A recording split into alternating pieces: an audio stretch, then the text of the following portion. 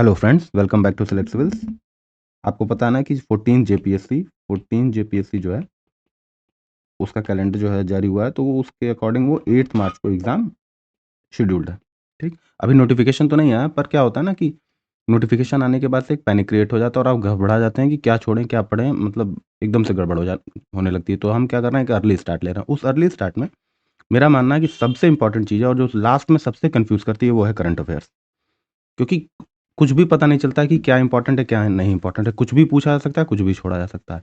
तो इससे बचने के लिए हम कर रहे हैं कि एक करंट अफेयर्स का हम एक बहुत अर्ली नोटिफिकेशन से पहले एक स्टार्ट ले रहे हैं। लास्ट 1 ईयर का, यानी कि जनवरी जनवरी 2025 से लेकर के दिसंबर 2025 तक का करंट अफेयर हम अपने इस चैनल पे ख़त्म करने जा रहे हैं। फिर जब एग्ज़ाम का जो एक बार नोटिफिकेशन आ जाएगा और एग्ज़ाम बचने में होने में 10 दिन बाकी रहेंगे, तो हम क्या करेंगे कि जनवरी 26 और फरवरी 26 2026 का भी करंट अफेयर हम एक छोटी सी वीडियो में कंप्लीट कर देंगे। इस तरीके से आपका करीब 12-14 महीने का करंट अफेयर कंप्लीट हो जाएगा।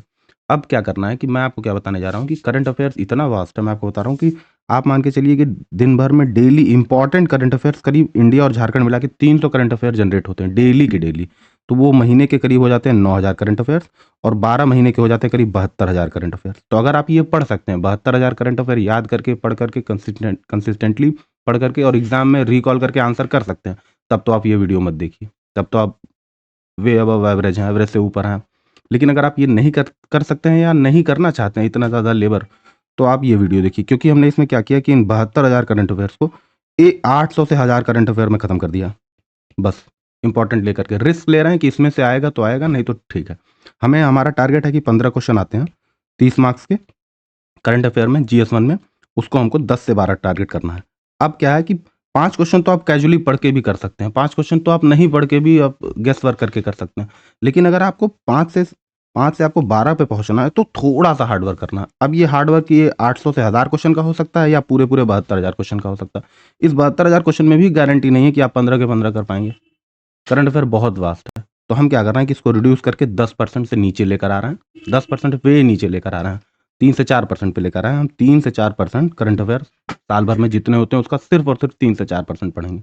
बाकी जो लोग पढ़ सकते हैं वो तो पढ़ें, जो लोग नहीं पढ़ सकते हैं या नहीं पढ़ना चाहते हैं, करंट अफेयर बहुत बोरिंग चीज़ है, तो वो इस वीडियो पे फोकस करने की कोशिश करें। ठीक, इसमें हमने क्या किया कि करंट अफेयर्स को, ये दिख रहा है ना आपको, करीब हमने 16 टॉपिक्स में डिवाइड कर दिया। इसी 16 टॉपिक्स में अगर करंट अफेयर आता है, वैसे मोस्ट प्रोबेबली इसी में से आ जाएगा। 10 से 12 क्वेश्चन का हमारा टारगेट है। ओके, ठीक, 10 से 12 क्वेश्चन का टारगेट के लिए हमने 16 टॉपिक्स में डिवाइड किया। इस 16 टॉपिक्स को हम 12 वीडियो में खत्म करने की कोशिश करेंगे। 12 वीडियो, 1 घंटे से कम के 12 वीडियो में हम खत्म करने की कोशिश करें, यानी 12 घंटे से भी कम में साल भर का करंट अफेयर आपका खत्म हो जाएगा। ठीक, उस ऑर्डर में सबसे पहला जो हमारा ये है, सबसे पहला टॉपिक हमारा मेजर नेशनल इवेंट है।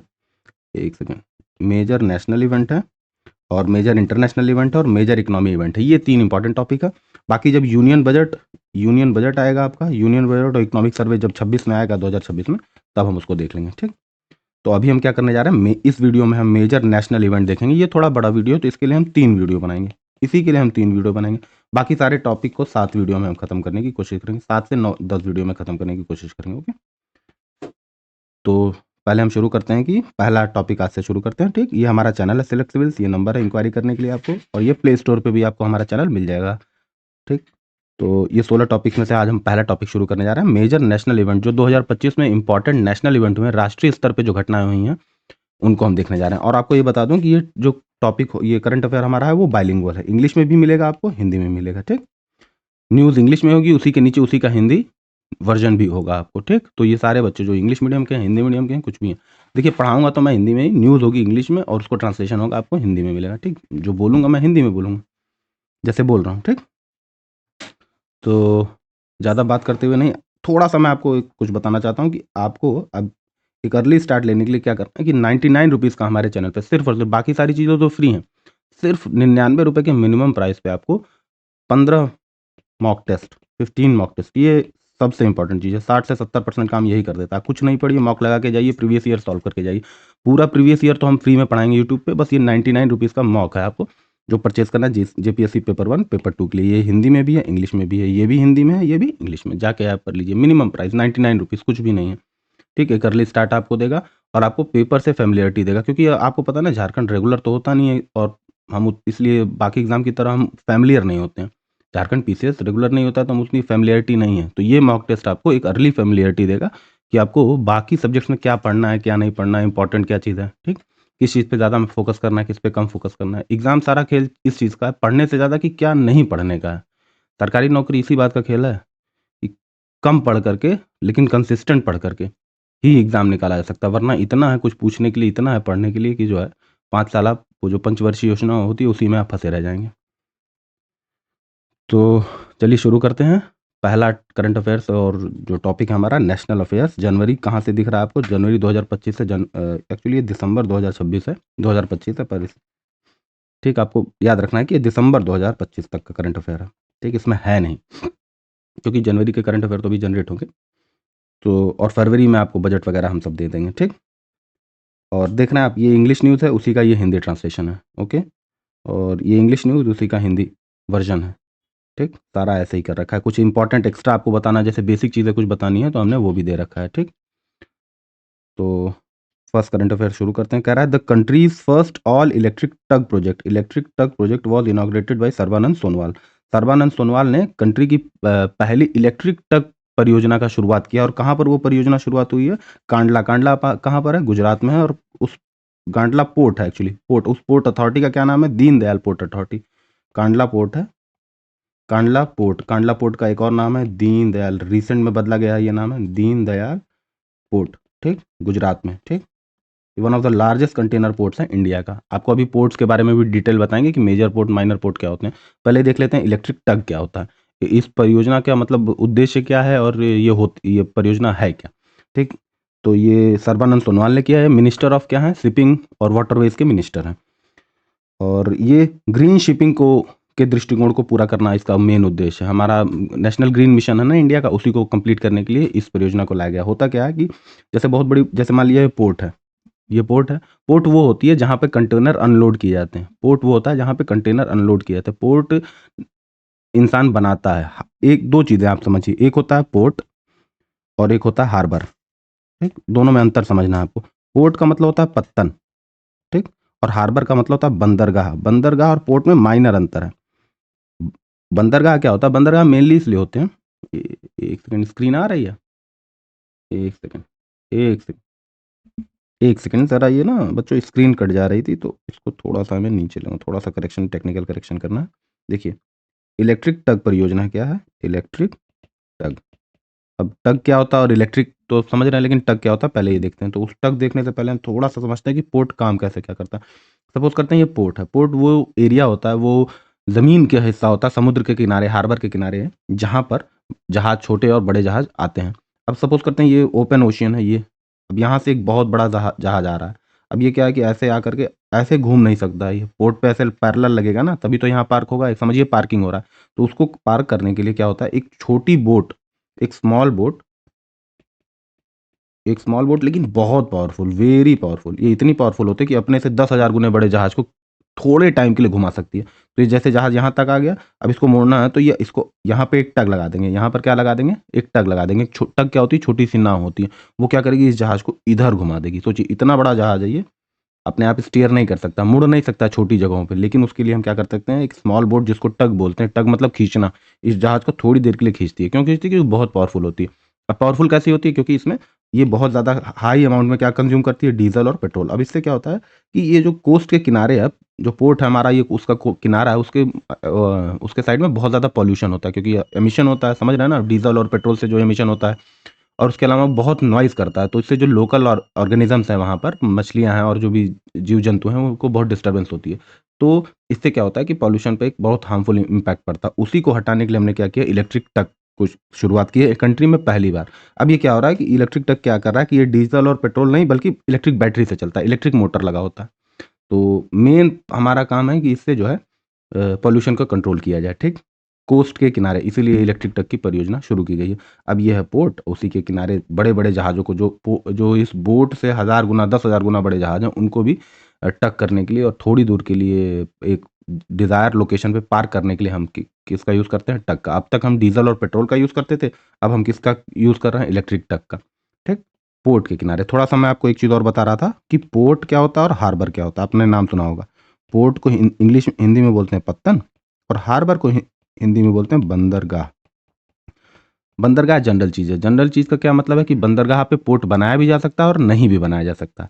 बंदरगाह वो होता है जहाँ पर जहाज़ जो है समुद्र के किनारे पे ऐसी जगह है जहाँ पे जहाज प्रोटेक्शन के लिए आते हैं। जैसे मान लिया कि अचानक से समुद्र में बहुत तेजी से लहरें बढ़ने लगी, तूफान आ गया, ऐसा कुछ आ गया, तो जहाजी जो होते हैं, जो जहाज चलाते हैं, वो क्या करते हैं कि एक खास लोकेशन पर जहाज को प्रोटेक्शन के लिए लगा लेते हैं। उस प्रोटेक्टिव लोकेशन को हम बोलते हैं बंदरगाह। अगर उस बंदरगाह के किनारे हम आर्टिफिशियल कोई स्ट्रक्चर बिल्ड करते हैं ताकि उस जहाज पे जो चीज़ें हैं, वो कंटेनर्स है, उसको लोड अनलोड किया जा सके, तो उस आर्टिफिशियल स्ट्रक्चर को हम बोलते हैं पोर्ट। तो इंडिया में पोर्ट दो टाइप के होते हैं, एक होते हैं मेजर पोर्ट और एक होते हैं माइनर पोर्ट। माइनर पोर्ट का मतलब ये नहीं कि छोटे पोर्ट हैं। इंडिया का one of the largest port minor port है। अब लेकिन अंतर किस हिसाब से है, तो मेजर पोर्ट वो पोर्ट होते हैं जिनको सेंट्रल गवर्नमेंट कंट्रोल करती है, सिर्फ और सिर्फ सेंट्रल गवर्नमेंट कंट्रोल करती है। इस तरीके से इंडिया में 13 मेजर पोर्ट है, उन्हीं का नाम आपको याद रखना है।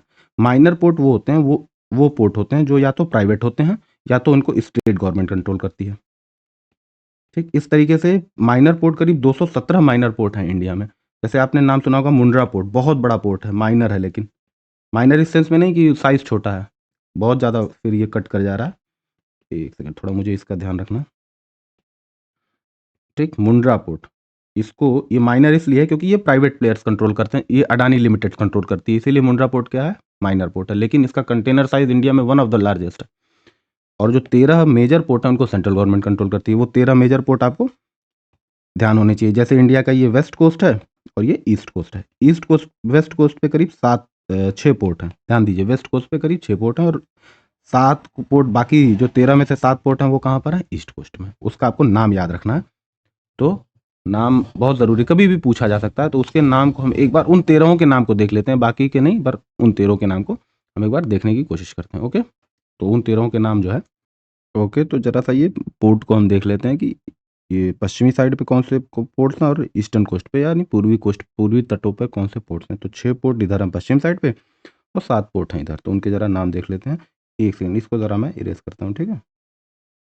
इन सब के नाम आपको, स्मॉल बोट, इलेक्ट्रिक टग, आप तो समझ ही गए कि क्या है। बस बहुत ज़्यादा नहीं समझना, बस आपको सुनते जाना। मैं तो ये कर रहा हूँ, लिखना भी नहीं है, आपको सब कुछ अवेलेबल है, लेकिन लेके कॉपी किताब बैठेंगे तो एक डिसिप्लिन फील होगा आपको, उससे चीज़ें कंटेन होंगी। वरना मैं बोल रहा हूँ, सिर्फ सुनते जाना है आपको। 1 2 से 3 बार वीडियो देख लेना है, कहानी ख़त्म है। ठीक, बहुत याद मेमोराइज़ करने की कोशिश नहीं करनी है। वहाँ ऑप्शन होगा, वहाँ, और आप 2-3 बार पढ़े रहेंगे तो वो क्लिक ज़रूर करेगा। ठीक, बस। और मैं बेसिक भी बहुत क्लियर नहीं करने की कोशिश कर रहा हूँ बस, लेकिन चूँकि एग्ज़ाम ये न्यूज़ में ये करंट अफेयर में है, तो मैं सोच रहा हूँ उससे रिलेटेड जो दाएँ-बाएँ चीज़ें हैं वो भी आपको बता दूँ। ठीक, तो हम पश्चिमी तट पे देख लेते हैं, वेस्ट कोस्ट पे। वेस्ट कोस्ट पे कौन से पोर्ट हैं, 6 हैं, उनके नाम देख लेते हैं। सबसे पहला जो है कांडला पोर्ट है। कांडला, ये कहाँ पर है, गुजरात में। ठीक, कांडला पोर्ट गुजरात में, इसका नाम है दीनदयाल पोर्ट। एक और नाम है इसका, दीनदयाल पोर्ट, कंफ्यूज नहीं होना। ठीक, कांडला पोर्ट कहाँ पर है, गुजरात में है, और इसका नाम, एक और नाम है दीनदयाल पोर्ट है। ठीक, नेक्स्ट पोर्ट जो वेस्ट कोस्ट पे है वो है मुंबई पोर्ट। ये इंडिया का सेकंड लार्जेस्ट कंटेनर पोर्ट है, मुंबई पोर्ट। ठीक, मुंबई में है ऑब्वियसली। तीसरा पोर्ट है नवी मुंबई, ये इंडिया का लार्जेस्ट कंटेनर पोर्ट है, ये याद रखना है आपको, Navi Mumbai. Navi Mumbai is largest container port of India. इसका एक और नाम है नवा शेवा। नवा शेवा, इसका नाम याद रखना है। ठीक, ये जो ब्रैकेट में है ये इसके दूसरे नाम है, ये मैं ब्रैकेट लगा दे रहा हूँ। ठीक, तो कांडला पोर्ट जो कि गुजरात में है, इसका एक और नाम है दीनदयाल पोर्ट। उसी तरीके से मुंबई पोर्ट है, उसी तरीके से नवी मुंबई, ये इंडिया का लार्जेस्ट कंटेनर पोर्ट है, आपको ये याद रखना है। Navi Mumbai is the largest container port of India. इसका एक और नाम है नवा शेवा। जो अगला चौथा पोर्ट है वो है मारमुगाओ पोर्ट, MARMAGUO, मारमुगाओ पोर्ट। ये कहाँ पर है, गोवा में है। ठीक, पांचवा पोर्ट क्या है, मैंगलुरु पोर्ट। मैंगलुरु पोर्ट, ये कहाँ पर है, कर्नाटका में। ठीक, सब कोस्ट के किनारे हैं, समुद्र के किनारे, बीच शहर में नहीं, याद रखना है आपको। छठा पोर्ट कहाँ पर है, कोच्चि। ठीक, ये वेस्ट कोस्ट के 6 पोर्ट हो गए। कोच्चि पोर्ट कहाँ पर है, केरला में, राज्य है केरला। ठीक, तो कांडला पोर्ट जिसका एक और नाम है Deendayal port, Mumbai port, Navi Mumbai port. ठीक, ये नवी मुंबई पोर्ट है, जिसका एक और नाम है नवा शेवा। उसी तरीके से चौथा पोर्ट है मारमुगाओ पोर्ट, पांचवा पोर्ट है मैंगलुरु पोर्ट और छठा पोर्ट है कोच्चि पोर्ट। ठीक, अब ज़रा सा हम देख लेते हैं कि ईस्ट कोस्ट पे कौन कौन से पोर्ट्स होते हैं, ठीक, उनके नाम देख लेते हैं। आप इसको चाहें तो नोट कर लें, या वरना ये भी याद हो जाएगा आपको। याद रखना है, एक है गुजरात में, दो है मुंबई में, एक है गुजरात में, दो है मुंबई में, एक है गोवा में, एक कर्नाटका में और एक केरल में, ठीक। नाम से आपको पता चल जाएगा कि कौन कहाँ पर है। कोच्चि ऑब्वियसली केरल में, बेंगलुरु बेंगलुरु से आप कनेक्ट कर सकते हैं कर्नाटका में, मारमुगाओ गोवा में है, ठीक। मुंबई पोर्ट और नवी मुंबई मुंबई महाराष्ट्र में है। कांडला पोर्ट गुजरात में है, ठीक। कांडला और मुंड्रा में कंफ्यूज नहीं होना है, मुंड्रा माइनर पोर्ट है लेकिन बहुत बड़ा है, कांडला मेजर पोर्ट है। क्यों? क्योंकि इसको सेंट्रल गवर्नमेंट कंट्रोल करती है। इसको जो कंट्रोल करने के लिए आईएएस वगैरह बैठते हैं। बाकी जो स्टेट जो माइनर पोर्ट्स होते हैं उनको प्राइवेट प्लेयर्स उनके ऑफिसर्स कंट्रोल करते हैं या स्टेट गवर्नमेंट के ऑफिसर्स कंट्रोल करते हैं। ओके, अच्छा अगला क्या है, हम देख रहे हैं वेस्ट ईस्ट कोस्ट पे। ईस्ट कोस्ट पे जो पोर्ट है उनको हम देख रहे हैं, वो 7 हैं, ठीक। 7 पोर्ट कौन कौन से हैं? नीचे से ऊपर से ही चलते हैं। अच्छा ऊपर से चलते हैं तो सबसे पहला पोर्ट हमारा आता है कोलकाता पोर्ट, ठीक। ये कहाँ पर है? ऑब्वियसली वेस्ट बंगाल में है, ठीक। कोलकाता पोर्ट कहाँ पर है? वेस्ट बंगाल में। हल्दिया पोर्ट, अब ये हल्दिया पोर्ट एक्चुअली में पोर्ट नहीं है, बस डॉकिंग होती है, जहाँ जाके खड़े होते हैं। सिर्फ हल्दिया पोर्ट पे सिर्फ जहाँ जाके खड़े होते हैं, मेजर लोडिंग अनलोडिंग नहीं होती। लेकिन फिर भी चूंकि ये सेंट्रल गवर्नमेंट कंट्रोल करती है, इसीलिए ये मेजर पोर्ट है। याद रखिए, साइज से मैटर नहीं करता है, छोटा होते हुए भी वो मेजर पोर्ट हो सकता है, सिर्फ और सिर्फ इसलिए बाई डेफिनेशन, क्योंकि सेंट्रल गवर्नमेंट कंट्रोल करती है। अच्छा, तो हल्दिया पोर्ट हो गया। उसी तरीके से पारादीप पोर्ट है, पारादीप। पारादीप कहाँ पर है? उड़ीसा में, ठीक। पहला ये 6 हो गए थे, इधर 7 हो गया, ये 8 हो गया, ये 9 हो गया, और ये 10वां पोर्ट हमारा है विशाखापट्टनम पोर्ट, विशाखापट्टनम, ठीक। ये कहाँ पर है? आंध्र प्रदेश में है। 11वां पोर्ट जो है हमारा एन्नोर पोर्ट है, एन्नोर पोर्ट। 12वां पोर्ट है हमारा चेन्नई पोर्ट, चेन्नई, चेन्नई की यही स्पेलिंग होती है, हाँ। और 13वां पोर्ट जो हमारा मेजर पोर्ट है वो है ठूटीकुडी, बोलते हैं ठूटीकुडी, या स्पेलिंग एक बार चेक कर लीजिएगा आप, ठूटीकुडी, ठीक। ये तीनों कहाँ पर है? तमिलनाडु में, ठीक। तो 7वां पोर्ट है कोलकाता, कोलकाता पोर्ट वेस्ट बंगाल में। फिर हल्दिया पोर्ट है वेस्ट बंगाल में, पारादीप पोर्ट है उड़ीसा में, विशाखापट्टनम पोर्ट है आंध्र प्रदेश में, और मैंगलुरु पोर्ट है सॉरी एन्नोर पोर्ट और चेन्नई पोर्ट और थूटीकोडी पोर्ट कहाँ पर है? तमिलनाडु में, ठीक। बस अब इससे ज़्यादा कुछ नहीं जानना। न्यूज़ क्या थी एक बार फिर से, कंट्री की पहली इलेक्ट्रिक ट्रक प्रोजेक्ट की शुरुआत सर्बानंद सोनोवाल ने की थी। कहाँ पे की थी? कांडला में की थी। यही हिंदी में लिखा, हिंदी में मैं बोल ही रहा हूँ, ठीक। ग्रीन शिपिंग के मिशन को हमारा कंप्लीट करना है, ठीक। अब आते हैं अपने सेकंड न्यूज़ पे। The scope and second news क्या कह रहा है? सेकंड न्यूज़ कह रहा है द स्को एक सेकंड, इसको सेकंड न्यूज़ कह रहा है the scope and timeline of the prime ministers जीवन मिशन। अब ये आपको जीवन ध्यान रखना है। अब जब हम स्कीम पढ़ाएंगे तो उसमें हम डिटेल देखेंगे। The scope and timeline of prime ministers Jivan scheme have been extended by 5 years to 2028-29 to ensure continued financial support for second generation ethanol projects। जीवन मिशन का जो है मेन ऑब्जेक्टिव है वो क्या करना है, सेकंड जनरेशन के इथेनॉल, जो एथेनॉल होता है ना, एथेनॉल मिक्सिंग नाम सुना होगा ना। गवर्नमेंट क्या कर रही है? पेट्रोल में एथेनॉल मिक्स कर रही है, डीजल में एथेनॉल मिक्स कर रही है। तो उसको बनाने के लिए जीवन मिशन है। जीवन मिशन इसलिए लॉन्च किया गया था ताकि, अभी देखेंगे कि बनता कैसे है, एथेनॉल बनता कैसे है उसको देखते हैं। तो जीवन मिशन इसलिए लॉन्च किया गया था ताकि सेकेंड जनरेशन एथेनॉल का प्रोजेक्ट को पूरा किया जा सके, ठीक। उसको क्या किया गया, न्यूज़ क्या है, इस जीवन मिशन को 5 साल के लिए और बढ़ा दिया गया। और अब ये जीवन मिशन कहाँ तक चलेगा? 2028-29 तक चलेगा। यही हिंदी में लिखा कि प्रधानमंत्री के जीवन योजना का दायरा और समय सीमा, प्रधानमंत्री के जीवन योजना का दायरा और समय सीमा 2028-29 तक 5 साल के लिए बढ़ा दी गई है ताकि दूसरी पीढ़ी यानी सेकेंड जनरेशन के एथेनॉल परियोजनाओं की वित्तीय सहायता मिलती रहे, जिससे कृषि अपशिष्टों और बायोफ्यूल बनाने में मदद, कृषि अपशिष्टों से, जो एग्रीकल्चर वेस्ट प्रोडक्ट है, कृषि अपशिष्ट है, उससे बायोफ्यूल बनाया जाएगा। वो बायोफ्यूल क्या है? एथेनॉल है। बनाने में मदद मिलेगी, किसानों को आय मिलेगी और देश की ऊर्जा सुरक्षा बढ़ेगी। ये जीवन मिशन का मिशन ऑब्जेक्टिव है। क्या करना है? किसानों को मेनली है target doubling the farmers income. आप जानते ही हैं 2022 ही करना था हमें, लेकिन पूरा नहीं हो पाया। किसानों की आय को बढ़ाना है और बायोफ्यूल बनाने में मदद मिलनी है, और जो वेस्ट प्रोडक्ट है उसको कंट्रोल किया जाएगा उससे, और देश की ऊर्जा सुरक्षा, जो एनर्जी सिक्योरिटी इंडिया की, वो उसको कंट्रोल किया जाएगा।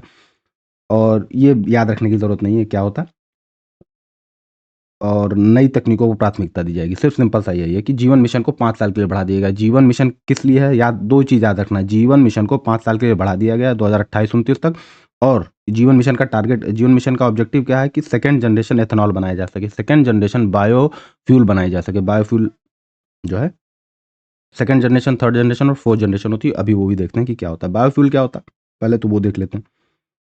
जीवन मिशन तो समझ गए ना, जीवन मिशन से हम बायोफ्यूल बनाते हैं। क्या बनाते हैं? बायोफ्यूल। और कैसे बनाते हैं? एग्रीकल्चरल प्रोडक्ट से।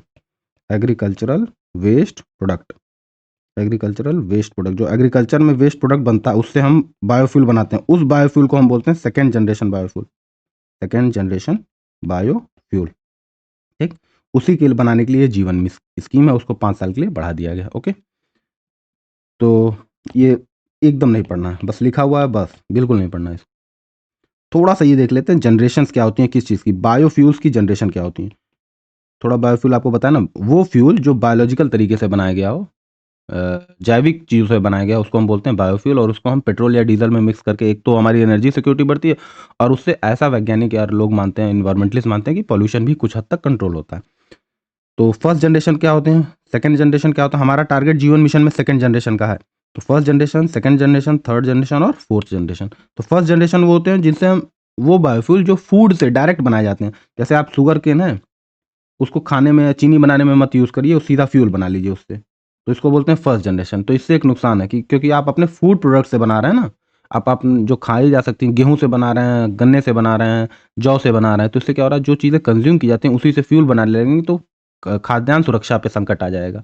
क्या करेंगे किसान, क्या करने लगेंगे? ऑब्वियसली फ्यूल बनाने में ज़्यादा उनको पैसा मिलेगा, तो वो बेचने, कृषि मंडी में बेचने के बजाय वो इन फ्यूल बनाने वालों को बेचने लगेंगे, तो खाद्यान्न सुरक्षा पे संकट आ जाएगा हमारे। तो इसलिए ये बहुत टारगेटेड नहीं है। सेकंड जनरेशन क्या है? सेकंड जनरेशन थोड़ा टेक्निकली आसान है, इसीलिए इसको टारगेट किया गया। सेकंड जनरेशन के बायोफ्यूल कैसे बनते हैं? जो न खाने वाले होते हैं, नॉन फूड लिखा है ना आपको, यहाँ दिख रहा होगा, नॉन फूड बायोमास है, जो न खाने वाले एग्रीकल्चर प्रोडक्ट है या उनके जो वेस्ट प्रोडक्ट है उनसे बनता है। जैसे गन्ना बनने के बाद से जो वो लुगदी निकलती है, या गेहूं के बाद से जो खराब चीज़ें, खराब गेहूं है उससे, या जो घरों में वेस्ट फूड निकलता है उससे, तो वो उससे जो फ्यूल बनता है वो सेकंड जनरेशन होता है। ठीक, ये सब बिल्कुल नहीं पढ़ने की ज़रूरत है, बस दिया है। थर्ड जनरेशन क्या है? बस याद रखना है, फर्स्ट जनरेशन कैसे बनता है? फूड क्रॉप से, जो हम खाते हैं उसी से हम बनाने लगे फ्यूल, तो वो फर्स्ट जनरेशन का है। जो सेकंड जनरेशन होता है, जो वेस्ट प्रोडक्ट है उससे अगर हम बना रहे हैं, तो सेकंड जनरेशन का। थर्ड जनरेशन क्या है? अगर एल्गी और एक्वेटिक बायोमास से बनाते हैं वो, तो थर्ड जनरेशन का। और फोर्थ जनरेशन क्या है? अगर हम ऐसे सोर्सेज से बनाते हैं जो जेनेटिकली मॉडिफाइड हैं, तो वो फोर्थ जनरेशन के हैं। ठीक, सिंपल सा इतना याद रखना। फोर्थ जनरेशन जेनेटिकली मॉडिफाइड है। थर्ड जनरेशन एल्गी या एक्वेटिक बायोमास है, जो समुद्र या पानी में जो जीव जंतु पौधे मिलते हैं उनसे बनाए जाते हैं। सेकेंड जनरेशन जो होते हैं वो जो वेस्ट एग्रीकल्चर प्रोडक्ट है उससे बनाया जाता है। फर्स्ट जनरेशन जो होता है जो हम खुद कंज्यूम करते हैं, अगर उसी से फ्यूल बनाने लगे तो उस बायोफ्यूल को हम फर्स्ट जनरेशन कहते हैं। तो बायोफ्यूल के कितने जनरेशन होते हैं? 4, 1, 2 first generation, second generation, third generation और फोर्थ जनरेशन। जीवन मिशन किसको टारगेट करता है? Second generation. और जीवन मिशन की अवधि कितने साल के लिए बढ़ा दी गई है? 5 साल के लिए। और अब कहाँ तक जाएगा ये? 5 साल। अभी कहाँ तक जाएगा? 2028 से लेकर के 2029 तक। ठीक, अब छोटी छोटी न्यूज़ है। ठीक, India first 24/7 24/7 open network court was inaugurated in Kollam city. ऐसा कोर्ट जो चौबीसों घंटे और सातों दिन चलेगा, उसको हम क्या करेंगे? इसके इनाग्रेशन कहाँ पर किया गया? कोल्लम सिटी। एक्चुअली 24/7 का क्या मतलब होता है? 24/7 का मतलब ये नहीं है कि 24 घंटे और सातों दिन। इसका मतलब ये है कि 4 या 5 संडे या एक छुट्टी मिला के जो दिन बचते हैं, 24 दिन काम करेंगे और 7 घंटे का ये टारगेट है। पर हम लेके चलते हैं कि 24 घंटे और सातों दिन। ठीक, तो ऐसा कोर्ट जो 24/7 ऑपरेट करेगा, वो कहाँ पर खोला गया है? कोल्लम सिटी, केरला में खोला गया। एक ये न्यूज़, बस इतने में कोर्ट एक खोला गया है जो 24/7 चलेगा, वो कहाँ पर खोला गया है? कोल्लम सिटी, केरला में। अगला न्यूज़ क्या है? Strengthening India's deep tech startup ecosystem. IT Bombay has launch the country's first deep tech venture capital fund named Y point venture capital fund. Bharat के डीप टेक स्टार्टअप इकोसिस्टम को मजबूत करते हुए आईटी बॉम्बे ने Y point venture capital fund नाम से भारत का पहला deep tech venture capital fund launch किया है। अब ये न्यूज़ बहुत छोटी सी है, लेकिन चूंकि इसमें एक वर्ड आ गया पहला, भारत का पहला deep tech venture capital fund, तो इसलिए हम इसको पढ़ रहे हैं। अब थोड़ा सा देख लेते हैं कि deep tech venture capital fund का मतलब क्या है। एक सेकंड, एक मैं यहाँ एक पेज ऐड कर लूँ। ठीक, ये तो पहले तो देखते हैं वेंचर कैपिटल फंड क्या होता है। एक second, venture capital fund, venture fund क्या होता है, या वेंचर कैपिटल ही देखते हैं। ठीक, तो ये फिर से कट जा रहा है ना स्क्रीन आपकी, एक सेकंड, थोड़ा सा इसको और नीचे लाना पड़ेगा। वेंचर कैपिटल, इसको शॉर्ट में बोलते हैं वीसी। ठीक। तो वेंचर कैपिटल वो कैपिटल होता है जो स्टार्टअप में लगाया जाता है। स्टार्टअप वो पैसा, कोई वो आदमी, जैसे आपने कोई स्टार्टअप शुरू किया, कोई नया-नया बिज़नेस शुरू किया और वो बहुत रिस्की है, मतलब रिस्की है इन अ सेंस कि अगर वो सक्सेसफुल हो गया, तो बहुत पैसा बहुत रिटर्न देगा। उसको बड़ा किया जा सकता है और अच्छा खासा रिटर्न किया जा दे सकता है। लेकिन अगर फेल हो गया तो आपका पूरा-पूरा पैसा डूबने के भी चांसेस है। तो ऐसी कैपिटल को एडवेंचर से समझ रहे हैं ना? एडवेंचर, एडवेंचर है इसमें, उसी से वेंचर लिया गया है। तो वेंचर कैपिटल है कि अगर इसमें प्रॉफिट हो गया तो बहुत ज़्यादा होगा और नहीं हुआ तो फिर पैसे डूब जाएँगे। तो इसीलिए इसको क्या बोलते हैं? Venture capital. अब चूँकि ये डीप टेक है, मतलब गहरी टेक्नोलॉजी जो है डीप टेक सेक्टर में एकदम इंडिया में अभी बिल्कुल नहीं है। तो उसको फंडिंग करने के लिए एक वो आईआईटी बॉम्बे ने लॉन्च किया, उसी का नाम क्या है? उसी का नाम है, एक सेकंड, उसी का नाम है इसका क्या नाम है? Y point venture capital fund. Y point नाम क्या है? Y point. और कहाँ पे लॉन्च किया गया है इसको? आईआईटी बॉम्बे में। वाई पॉइंट एक ऐसा वेंचर कैपिटल फंड है जो भारत के डीप टेक को सपोर्ट करेगा। और वो कहाँ लॉन्च किया गया है? आईआईटी बॉम्बे में। बस इतना सा न्यूज़ है। आईआईटी बॉम्बे में भारत के डीप टेक को सपोर्ट करने के लिए एक कैपिटल फंड लॉन्च किया गया है जिसका नाम है Y point venture capital fund. Y point venture capital, okay. तो वेंचर कैपिटल वो होता है जो कि बहुत रिस्की होता है, लेकिन रिटर्न, ऐसे स्टार्टअप जो बहुत रिस्की होते हैं लेकिन स्केल किए जा सकते हैं, बड़े किए जा सकते हैं, उनमें जो हम फंडिंग करते हैं उसको बोलते हैं वेंचर कैपिटल। ठीक। अगला है, अगला न्यूज़ क्या है? अगला न्यूज़ कह रहा है empowering citizens to reclaim financial assets, the government of India has launched the nationwide Your Money Your Right, ये याद रखना है, Your Money Your Right initiative to help peoples identify and recover unclaimed money based on 3A framework: awareness, accessibility and action। Awareness, accessibility और action, ये भी याद रखने की जरूरत नहीं, बस न्यूज़ में लिखा है तो कुछ तो लेना पड़ेगा ना, एकदम याद रखने की जरूरत नहीं। ये क्या है? एग्जाम में याद रखने की जरूरत नहीं, आपको याद ही नहीं होगा, बस आपको ये याद रखना है योर मनी योर राइट। और किसने लॉन्च किया? गवर्नमेंट ऑफ इंडिया ने। इसमें क्या किया जाएगा कि जो अनक्लेम्ड मनी है, जैसे मान लिया बहुत सारे बॉन्ड खरीद के या किसी बैंक अकाउंट में पैसा रख करके और भूल गए हैं, डेथ हो गई है और अब उसको क्लेम, जैसे मान लिया दादा दादी ने कोई बॉन्ड खरीदा, भूल गए वो और पड़ा हुआ है, वो पैसा कहीं जमा करा रखा है, एफडी करा रखा है, कुछ भी करा रखा है और वो भूल गए हैं किसी वजह से, तो उसको क्लेम करने की एक तकनीक है, एक मेथड, एक क्या योजना शुरू की गई है जिसका नाम है योर मनी योर राइट। आपका पैसा आपका अधिकार, ऐसा हिंदी में समझ सकते हैं आप।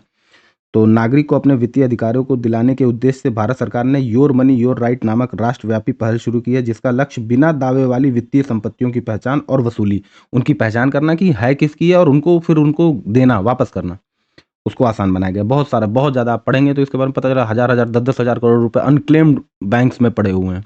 तो उनको बैंक्स में पड़े हैं, बॉन्ड के फॉर्म में पड़े हैं, डिबेंचर्स के फॉर्म में पड़े हुए हैं। तो उसको जो लीगल लोग हैं, जो उनके हकदार हैं, उनको देने के लिए एक योजना शुरू की गई जिसका नाम है योर मनी योर राइट। अब ऐसे ही दिन भर में 10 डेली ऐसी 10 योजनाएँ शुरू की जाती हैं। अब आप या तो सबको पढ़िए। मेरे हिसाब से ये इंपॉर्टेंट है इसलिए मैंने ले ली। वरना आप मानेंगे नहीं, हर मिनिस्ट्री के 10 डिपार्टमेंट, 5 डिपार्टमेंट है, उसमें रोज़ ऐसी कोई योजना शुरू की जाती है। सब नहीं पढ़ने जाना है, ठीक?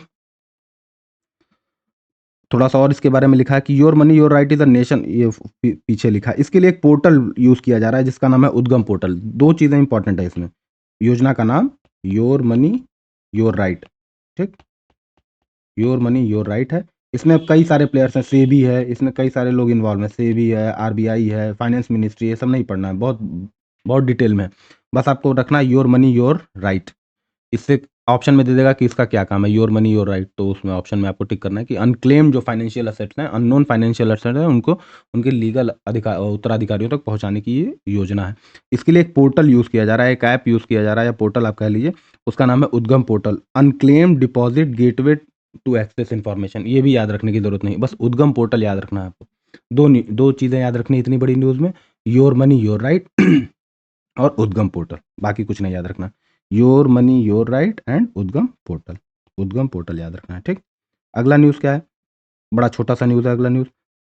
देखिए, कुछ भी इमेज उमेज नहीं यूज़ किया है। इमेज उमेज से देखने में लगेगा कि आपको चीज़ें पड़ रही हैं, वो अंत में वो जगह ही, स्पेस ही लेती हैं दिमाग में आपके, ठीक? आपको सिर्फ और सिर्फ सुनते जाना है और एग्जाम में आपको ये होप करना है कि याद आ जाए, वरना करंट अफेयर बहुत ज़्यादा वास्ट है, ठीक? बार-बार सुनेंगे तो ही याद करने का तरीका। अब लिखने बैठेंगे, कॉपी बनाएँगे, वो भी करके देख सकते हैं, लेकिन सबसे बढ़िया तरीका है कि सुना जाए उसको बार-बार। Lucknow district has become the top district in Uttar Pradesh in implementation of PM Surya Ghar Muft Bijli Yojana by completing something rooftop installation, इतना ये भी याद नहीं रखना। बस याद रखना है कि भारत का जो सबसे पीएम सूर्य घर मुफ्त बिजली योजना, पीएम सूर्य घर मुफ्त बिजली योजना में जो पहला नंबर 1 जिला है देश का वो है लखनऊ। अब पीएम सूर्य घर मुफ्त बिजली योजना क्या है? सूर्य से तो आपको पता है सन, घर से आपको पता है घर, और मुफ्त में फ्री में, और बिजली इलेक्ट्रिसिटी। इसमें क्या कर रहे हैं कि घरों में सूरज की सहायता से सूरज की क्या है किरणों को किस में कन्वर्ट कर रहे हैं? इलेक्ट्रिसिटी में। तो उसके लिए हम क्या, गवर्नमेंट ऑफ इंडिया क्या कर रही है आपको सब्सिडी दे रही है, क्या करने के लिए? सोलर पैनल लगाने के लिए, सोलर पैनल। तो इससे क्या होगा आपको, जो मुफ्त मुफ्त का मतलब यही है कि फ्री की बिजली बनने लगेगी, घर में बनने लगेगी, और किसकी सहायता से बनने लगेगी? सूरज की सहायता से। तो इसीलिए इसका नाम है पीएम सूर्य घर मुफ्त बिजली योजना। टारगेट है कि ऑफ ग्रिड जो है, ग्रिड से बाहर भी इलेक्ट्रिसिटी जनरेट की जाए। ओके, यही मेन टारगेट है इसका। तो इसके लिए क्या कर रही है सरकार? सब्सिडी दे रही है सोलर पैनल लगाने के लिए। तो इस न्यूज़ का ये मतलब है कि लखनऊ वो जिला है देश का जिसमें सबसे ज़्यादा सोलर पैनल लगाए गए हैं। 62,271 सोलर पैनल लगाए गए हैं, रूफ टॉप, छत के ऊपर लगाए गए हैं। ठीक, लखनऊ जिला उत्तर प्रदेश में पीएम सूर्य घर मुफ्त बिजली योजना के तहत 62,271 रूफ टॉप सोलर इंस्टॉलेशन के साथ शीर्ष स्थान पर रहा है, पहले स्थान पर रहा है लखनऊ। ठीक, बस इतना याद रखना है। पीएम सूर्य घर बिजली योजना में सबसे ज़्यादा सोलर पैनल कहाँ पर लगे? लखनऊ में लगे। किस जिले में लगे? लखनऊ में लगे। अगला अगला न्यूज़ क्या है? द भारतीय Bhasha Utsav 2025 will be organised in new Delhi with the theme many languages one emotion. अब ऐसे ही समझ रहे हैं, दिल्ली में लुटियंस में इतने ज़्यादा ये मतलब क्या होते हैं, उत्सव मनाए जाते हैं, फेस्टिवल मनाए जाते हैं, सेमिनार होते हैं कि गिनती नहीं। एक उसमें से ले लिया है, भारतीय Bhasha Utsav 2025 will be organised in new Delhi with theme many languages one emotion. क्यों लिया गया है? क्योंकि सुब्रमण्यम भारती की जयंती पर यह मनाया गया था। ये तमिलनाडु के बहुत महान पोएट हैं, ये उन्हीं के जन्म तिथि पे इसको शुरू किया गया था। और भारतीय भाषा उत्सव 2025 नई दिल्ली में भाषाएं अनेक भाव एक, दिख रहा है ना, मेनी लैंग्वेजेस वन इमोशन, इसी को हिंदी में बोल रहे हैं भाषाएं अनेक भाव एक, मतलब हम बोलते बहुत भाषाएं हैं, कहना हम एक ही चीज़ चाहते हैं। ठीक, थीम के साथ आयोजित किया गया जिसका उद्देश्य भारत की भाषाई विरासत का जश्न मनाना और बहुभाषावाद को, जो मल्टीलिंगुअलिज्म। अब चूंकि ये इसलिए न्यूज़ ली गई क्योंकि आपको पता है ना कि इतना ज़्यादा पंजाब में बोलना है, महाराष्ट्र में बोलना है, और फिर तमिलनाडु में अपनी भाषाएं बोलनी है, समझे, जो भाषा के लिए बहुत झगड़ा हो रहा है।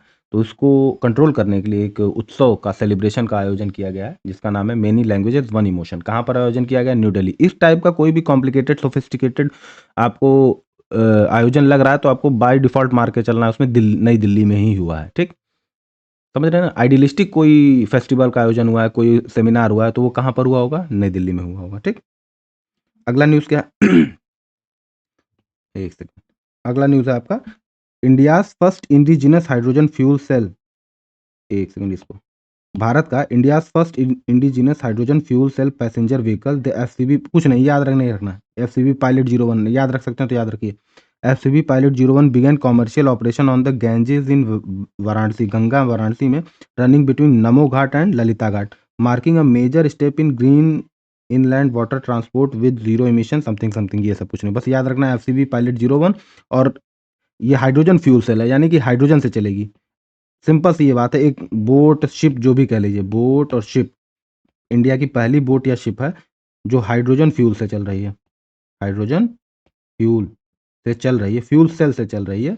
वो उसका नाम है एफसीबी पायलट 01। और कहाँ कहाँ शुरू की गई? गंगा बनारस में, और किसके बीच में? नमो घाट और ललिता घाट में। बस इतना याद रखना है कि बनारस में शुरू की गई हाइड्रोजन फ्यूल सेल है, उसका कोई और कुछ भी नहीं पढ़ने की जरूरत है। ठीक, ये सब कुछ भी नहीं पढ़ना है, इंजीनियरिंग नहीं पढ़ना है, हमको जी के याद करना है। ठीक, भारत की पहली स्वदेशी हाइड्रोजन ईंधन फ्यूल सेल यात्री नाव एफसीवी पायलट 1 ने वाराणसी में गंगा नदी पर नमो घाट से ललिता घाट तक व्यावसायिक सेवा की शुरुआत की, जो प्रदूषण मुक्त है। ऑब्वियसली हाइड्रोजन है तो प्रदूषण मुक्त होगा। जब हम साइंस टेक पढ़ेंगे तो देखेंगे हाइड्रोजन फ्यूल सेल क्या होता है।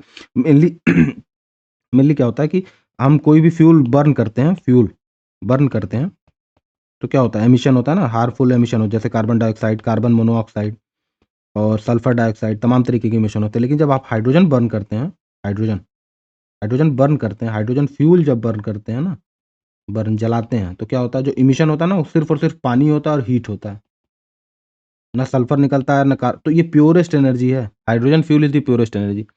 पर इसको प्रोडक्शन करना बहुत कठिन है, बहुत महंगा, कॉस्टली है, तो इसीलिए ये उतना यूज़ में नहीं है। वरना तो अगर इतना क्लीन है तो हम सब खत्म कर दें, पेट्रोल कोयला और ये सब ना यूज़ करें। लेकिन इसको बनाना कठिन है। अब इसमें खास बात क्या है कि सिर्फ और सिर्फ एमिशन में क्या निकलता है, पानी निकलता है और हीट निकलता है। तो पानी और हीट तो पॉल्यूटेंट नहीं है ना, प्रदूषक नहीं ना है ये, इसलिए ये बहुत इंपॉर्टेंट है। ठीक, बस छोटा सा याद है। एफसीवी पायलट 1 की परियोजना शुरू की गई कहाँ पर, गंगा में नमो घाट और ललिता घाट के बीच में। अगला क्या है scientist at Kolkata Bose institute, ये थोड़ी इंपॉर्टेंट न्यूज़ है। Scientist at Kolkata Bose institute developed glow Cas 9, याद रखना ग्लो कैस 9, एक second, glow Cas 9, glow Cas 9 का एक सब्सटेंस डेवलप किया, एक एक्चुअली में प्रोटीन है ये। ग्लो कैस 9 क्या है, एक ग्लो कैस 9 एक प्रोटीन है। ओके, ये एक प्रोटीन है जिसको कि कोलकाता के बोस इंस्टीट्यूट ने डेवलप किया है। और ये एक्चुअली मैं आपको बता दे रहा हूँ क्या है कि, अच्छा पढ़ ही देते हैं। Scientist at Kolkata Bose institute develop GLOCAS9, a bioluminescent CRISPR protein that lights up within cells, enabling real-time tracking of gene editing, a breakthrough called Dera tracking that allows visualization of gene therapy in action, potentially improving treatments for genetic diseases and cancer by showing precise editing and stability। बहुत कहानी लिखा हुआ है, मैं आपको short में बता रहा हूँ।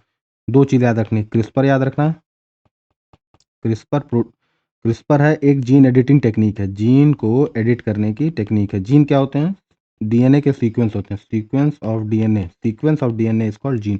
अब जैसे डीएनए आपको ऐसे पता होता है ना, हेलिकल शेप में होता है ऐसे करके, तो यहीं यहीं पर कुछ कुछ जीन लगे होते हैं। अब ये जीन बीमारियों की जड़ और कई सारे, अगर सही से लगे हैं तब तो कोई दिक्कत नहीं, कहीं गड़बड़ लग गए तो इसमें बहुत सारी बीमारियां, बहुत सारे डिसेबिलिटी शरीर में पैदा हो जाती हैं। तो क्या करते हैं, इस क्रिस्पर का यूज़ करके, जैसे मान लिया सपोज करते हैं ये जीन गड़बड़ है, ये जो जीन दिख रही है आपको, एक सेकंड, सपोज करते हैं ये जीन गड़बड़ है, डीएनए बहुत छोटा सा, उसमें जीन तो और छोटा है, उसमें पता चला ये जीन गड़बड़ है, तो क्रिस्पर टेक्निक का यूज़ करके इस जीन को काट के निकाल देते हैं, अलग कर देते हैं, काट दिया इसको, काट के अलग कर दिया और उसकी जगह कोई नया जीन फिट कर दिया जो जो डिजीज नहीं करेगा, ऐसा जीन फिट कर दिया। तो जो कैंची है वो क्या है, क्रिस्पर है। जिस जिस कैंची से जीन को काटा जाता है वो क्रिस्पर है। इंडियन साइंटिस्ट ने क्या किया है कि एक ऐसा ग्लोकैस 9 नाम का एक प्रोटीन डेवलप किया है, बायोल्यूमिनेसेंट है, ये एक ऐसा है, चमकता है। तो मान लिया ये ग्लोकैस 9 प्रोटीन, जैसे मान लिया हमको पता चल गया कि ये जीन गड़बड़ है, तो हम क्या करेंगे, ग्लोकैस 9 प्रोटीन यहाँ इंजेक्ट करेंगे। अब इंजेक्ट करेंगे तो ये डीएनए क्या होने लगेगा, चमकने लगेगा, तो इसको काटना आसान हो जाएगा। समझ रहे हैं, जीन बहुत छोटा सा है, पता चला दूसरा कट गया, नहीं ठीक से कटा, तो इसको एक ऐसा बायोल्यूमिनेसेंट प्रोटीन डेवलप किया है जो गड़बड़ जीन को क्या करने लगेगा, ग्लो करने लगेगा, इसीलिए इसका क्या नाम है, ग्लो कैस 9। अब ये सब नहीं समझना 9 का क्या मतलब है, ये नहीं देखना, बायोलॉजिस्ट नहीं बनना है हमको। ठीक, ग्लो कैस 9 किसने डेवलप किया, कोलकाता के बोस इंस्टीट्यूट ने। ग्लो कैस 9 का क्या काम है कि गड़बड़ जीन को ग्लो करा देता है, उससे काटना आसान हो जाता है, सिर्फ सिंपल सा ही है। क्रिस्पर वो कैंची है, वो जीन एडिटिंग की टेक्निक है जिसकी सहायता से हम क्या करते हैं, जीन को ठीक करते हैं, इंप्रूव करते हैं और करेक्शन करते हैं। ठीक, उसमें हमने एक नया एडिशन किया है ग्लो कैस 9। वो क्या कर रहा है कि एक ऐसा पदार्थ है, एक ऐसा प्रोटीन है जो कि उस गड़बड़ जीन को क्या करा देता है, ग्लो करा देता है, चमकने लगता है, बाकियों से अलग दिखने लगता है, तो उसको काटना आसान हो जाता है। ओके, यही हिंदी में लिखा है। कोलकाता के बोस इंस्टीट्यूट के वैज्ञानिकों ने ग्लो कैस 9 नामक एक प्रोटीन बनाया जो क्रिस्पर कैस 9 जीन एडिटिंग की को कोशिकाओं के अंदर वास्तविक समय में देखने की सुविधा देता है, वास्तविक समय में, रियल टाइम में।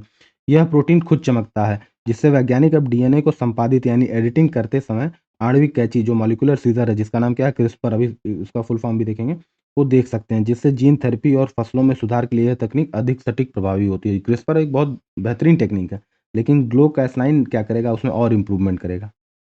ठीक, ये दिया हुआ है, क्या है, क्रिस्पर के बारे में थोड़ा सा दिया हुआ है। क्रिस्पर का फुल फॉर्म है clustered regularly interspaced short palindromic repeats, बस इतना याद रखना है और कुछ नहीं। और डिस्कवर्ड किया गया बैक्टीरिया में, और इस ये करता क्या है, जीन एडिटिंग करता है। और एक सेकंड, फोन आ रहा है,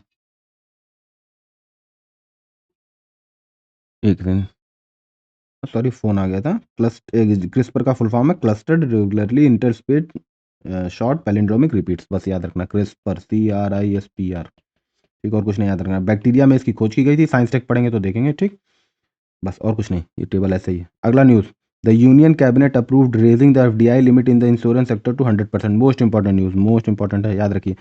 इंश्योरेंस में इंश्योरेंस सेक्टर में इंश्योरेंस सेक्टर में अब 100% एफडीआई आ गया, यानी कि 100% एफडीआई इन्वेस्टमेंट किया जा सकता है इंश्योरेंस सेक्टर में इंडिया में। ठीक, इस और पहले कितना था 74%। तो बस ये छोटी सी न्यूज़ है, 74% से इंश्योरेंस सेक्टर में एफडीआई 100% बढ़ा दिया गया। अभी देखते हैं कि किसमें क्या है कैसे है, 100% 50% का क्या मतलब है।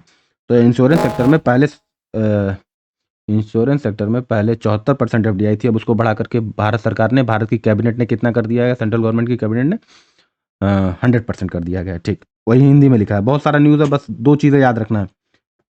एक 74 से 100% कर दिया गया है, और दूसरे उसके लिए एक अमेंडमेंट लाया गया है, अमेंडमेंट करना पड़ा है लॉज में, इंश्योरेंस लॉज को अमेंड कर दिया गया है, एक बिल लाया गया 2025 में, और उससे क्या किया गया है, 74% क्या कर दिया गया, 100% कर दिया गया। क्यों किया गया है? ताकि फॉरेन एंटिटीज़ को बढ़ावा मिले, ओनरशिप मिले, और समझ रहे हैं ना, मेनली यही पर्पस है। ऐसे नहीं लिखना, आपको याद रखना, 74% से 100% कर दिया है। एफडीआई सीमा में वृद्धि कर दी गई है, एफडीआई सीमा में 74% से बढ़ाकर 100% कर दी गई है। किसमें? इंश्योरेंस सेक्टर में। और इसके लिए क्या किया गया? बीमा अधिनियम, आईआरडीए अधिनियम और एलआईसी अधिनियम में संशोधन किया गया। ऐसे ही हवा में नहीं कर दिया गया, एक्ट बना करके पार्लियामेंट से पास करा कर इसको किया गया है, क्योंकि इतना इंश्योरेंस बहुत ही क्या है, सेंसिटिव चीज़ है ना। इंश्योर कर रहे हैं आप अपने सिटीजन्स के लाइफ को, उनकी एसेट्स को, तो फॉरेन प्लेयर से बचाया जाता है उनको। और साथ ही साथ अपनी जो कंपनी है वो भी उतनी मैच्योर नहीं है, तो फॉरेन आकर के उस इंश्योरेंस सेक्टर को गड़बड़ ना कर दें, इसलिए अब तक हम बचते आ रहे थे। लेकिन अब क्या किया जा रहा है, कॉम्पिटिटिवनेस बढ़ाने के लिए। अब कितना दिन बचाएंगे? सरकार ये भी तो नहीं करेगी हमेशा बताते रहें। तो जो दुनिया भर में प्रैक्टिसेस चल रही हैं उनको अपनाने के लिए, वहाँ की टेक्निक्स को, वहाँ के मेथड्स को इम्प्लीमेंट करने के लिए इंडिया में भी 100% का क्या कर दिया है, एफडीआई इन्वेस्टमेंट अलाउ कर दिया है। किसमें? इंश्योरेंस सेक्टर में। अभी हम देखते हैं कि कुछ सेक्टर ऐसे होते हैं जिसमें नहीं अलाउ किया जा सकता है, बहुत ज़्यादा सेंसिटिव है, तो उसमें लिमिट लगा रखा है कि 49% ही हो सकता है। मतलब अगर 100 रुपये लग रहे हैं तो 49 रुपये बाहर का लगाएगा आदमी, और बाकी 51 रुपये अपने देश का लगाएगा। एफडीआई में ऐसा है कि 100 रुपये का 100 रुपये जो है, इंश्योरेंस सेक्टर में ऐसा है कि अब कि 100 का 100 रुपये भी कोई फॉरेन एंटिटी, कोई फॉरेन सिटीजन लगा सकता है पैसा। ठीक, तो ये 100% है एफडीआई। किसमें किसमें? एग्रीकल्चर में, प्लांटेशन में, एविएशन में, ब्रॉडकास्टिंग में, सिविल एविएशन में। ये सब याद रखने की जरूरत नहीं है, बस आपको याद रखना है किसमें नहीं है। तो जिसमें रिस्ट्रिक्शंस लगाई गई हैं, जिसमें अभी 100% एफडीआई नहीं है, वो किसमें है? लॉटरी वाली में है। लॉटरी में है, गैम्बलिंग में है, बेटिंग में है, निधि कंपनीज में। निधि कंपनीज होती हैं जो फंड कंपनीज होती हैं, चिट फंड्स हैं, उसमें रिस्ट्रिक्ट किया गया है। एटॉमिक एनर्जी बहुत सेंसिटिव है, तो फॉरेन प्लेयर्स को नहीं लाने दिया गया। रेलवे ऑपरेशंस में भी, अभी रेलवे को ऑपरेट करने में, बनाने वो कुछ कंस्ट्रक्शन नहीं, रेलवे को ऑपरेट करने में अभी भी एफडीआई 100% नहीं है। ठीक, सैटेलाइट मैन्युफैक्चरिंग में, यानी 3-4 चीज़ों में, लॉटरी में, गैम्बलिंग में, बेटिंग में, निधि कंपनीज में, चिट फंड्स में, इस सब में एफडीआई 100% नहीं है, अनरिस्ट्रिक्टेड नहीं है। एटॉमिक एनर्जी में नहीं है, रेलवे ऑपरेशंस में नहीं है, सैटेलाइट मैन्युफैक्चरिंग में नहीं है। ठीक, इनको लाने के लिए अगर आपको और ज़्यादा इन्वेस्ट करना है तो गवर्नमेंट की अप्रूवल चाहिए होती है। अब एफडीआई अप्रूवल की 2 तरीके होते हैं। एक तो पहले परसेंट होता है हमारा, परसेंट, जैसे 100% है, 74% है। इंश्योरेंस में पहले कितना था? 74, अब कितना कर दिया गया है? 100। यही न्यूज़ है हमारा। एटॉमिक एनर्जी में कितना? 49% है। अब ये इसको अप्रूवल के 2 तरीके हैं। आपको इंडिया में एफडीआई के थ्रू इन्वेस्टमेंट करना है तो अप्रूवल चाहिए होता है। उसके अप्रूवल के 2 तरीके हैं। एक ऑटोमेटिक रूट है और एक गवर्नमेंट रूट है। अगर सेंसिटिव चीज़ों में करना है तो आपको गवर्नमेंट से अप्रूवल लेना पड़ेगा, और कोई लिस्टेड ऐसी चीज़ें हैं जिसमें गवर्नमेंट की अप्रूवल नहीं चाहिए तो उसको हम बोलते हैं ऑटोमेटिक रूट। इसमें क्या होता है? No prior government approval needed. Government का पहले से अप्रूवल की कोई ज़रूरत नहीं होती है। ठीक, तो इंश्योरेंस में एफडीआई कितना कर दिया गया है? 74% से बढ़ा के क्या कर दिया गया है? 100%। उसके लिए क्या किया गया है कि इंश्योरेंस एक्ट, एलआईसी एक्ट और आईआरडीए एक्ट में क्या किया गया है? संशोधन किया गया है। ठीक, कौन से में 100% एफडीआई नहीं है? लॉटरी में नहीं, गैम्बलिंग में नहीं, बेटिंग में नहीं, एटॉमिक एनर्जी में नहीं, सैटेलाइट में नहीं। ओके, रूट कितने हैं? 2 रूट है। एक ऑटोमेटिक रूट जिसमें गवर्नमेंट की अप्रूवल की जरूरत नहीं होती है, और एक है गवर्नमेंट रूट जिसमें गवर्नमेंट की अप्रूवल की जरूरत होती है। ठीक, ये फिर से हमारा वही 99 रुपये, कहानी खत्म है आपका एमसीक्यू। एक सेकेंड, एक सेकेंड, फ़ोन आ गया था ना। तो यही है, ये न्यूज़ है, ये हमारा फिर से वही 99 रुपीज़ में आपका एमसीक्यू कंप्लीट। 15 15 एमसीक्यू पेपर हैं ये। ठीक है, कर ले स्टार्ट आपको देंगे। ओके, ठीक। ये उलगुलान बैच है हमारा, 14 जेपीएससी की जीएस 2 जो है सेकंड पेपर, इसकी कंप्लीट पढ़ाई कराई जाएगी, आपकी प्रिपरेशन कराई जाएगी, सिर्फ एमसीक्यू वगैरह नहीं, सिर्फ पेपर। इसमें 100 आपको हाई क्वालिटी वीडियो लेक्चर मिलेंगे, टेक्स्ट बुक स्टाइल ई बुक मिलेगा आपको, 1-on-1 पर्सनल मेंटरशिप मिलेगा, और ये बाइलिंगुअल होगा। ठीक, ये ऐप पर हमारे आपको मिलेगा, जाकर देखिए। ठीक, जिनको जीएस 2 की स्पेशली प्रिपरेशन करनी है, जो प्रीलिम्स का जीएस 2 पेपर है उसकी अगर स्पेशल प्रिपरेशन करना चाहते हैं तो हमारे ऐप पर जाइए, इस कोर्स में रजिस्टर होइए जिसका नाम है उलगुलान। ठीक, वैसे ही अगर आप मेंस की भी शुरुआत करना चाहते हैं, मेंस से थोड़ा फ़ैमिलियर होना चाहते हैं, तो उसके लिए हमारा ये मेंस का भी एक ये प्रोजेक्ट टाइप का ये आपको 40 टेस्ट मिलेंगे आपको मेंस के लिए, और इसका पूरा मॉडल आंसर वगैरह और इसका कॉपी चेकिंग वगैरह सब कुछ हम करके देंगे आपको। ठीक, जाइए ऐप पर आपको दिखाई देगा। अगला क्वेश्चन क्या है, the country's first sleeper Vande Bharat train will run between Patna and Delhi. देश की पहली जो है स्लीपर वंदे भारत ट्रेन पटना और दिल्ली के बीच में रन करेगी। क्योंकि पहली है तो इसलिए इंपॉर्टेंट न्यूज़ है, वरना वंदे भारत तो इतनी सारी रन कर रही हैं, कहाँ से कहाँ याद करेंगे आप सबके बारे में। लेकिन ये पहली स्लीपर सेल मतलब स्लीपर है इसमें। अभी तक तो चेयर कार होती थी ना, उसमें सिर्फ बैठने की व्यवस्था होती थी, अब उसमें स्लीपर की भी अरेंजमेंट की जा रही है। ठीक, Interpol issued a blue corner notice. Blue corner notice क्या होता है, ध्यान दीजिए। इंटरपोल का ब्लू कॉर्नर नोटिस जारी किया गया, जिसको इन्वेस्टिगेशन नोटिस बोलते हैं। किसके लिए, गौरव और सौरभ लूथरा ये करके कोई लोग हैं। आपको याद होगा गोवा में एक नाइट क्लब में आग लग गई थी, तो उसमें फॉरेन टूरिस्ट की भी कुछ डेथ हो गई थी, तो उसके चक्कर में इंटरपोल इन्वॉल्व हुआ है अब इसमें। तो उसने ब्लू कॉर्नर नोटिस किया है। ब्लू कॉर्नर नोटिस के तहत इन्वेस्टिगेशन करती है इंटरपोल, और एफबीआई सीबीआई से रिक्वेस्ट की है कि इस इन्वेस्टिगेशन में सीबीआई उसका साथ दे। इसमें कुछ लोग मर गए थे। तो बस मेन न्यूज़ ये है, सॉरी, मेन न्यूज़ इसमें ये है कि ब्लू कॉर्नर नोटिस किसने जारी किया, इंटरपोल ने, जो गोवा में नाइट क्लब में आग लगी थी। ये नाइट क्लब दिख रहा ना उसमें। अगला न्यूज़, अब इसमें कुछ भी नहीं पढ़ना, ये फिर से वही पेज है। ठीक, अगला क्या है, इंडियाज फर्स्ट, अब देखिए फर्स्ट है ना, India's first deep sea marine microbial repository is being established at national institute of ocean technology campus near Nellore Andhra Pradesh.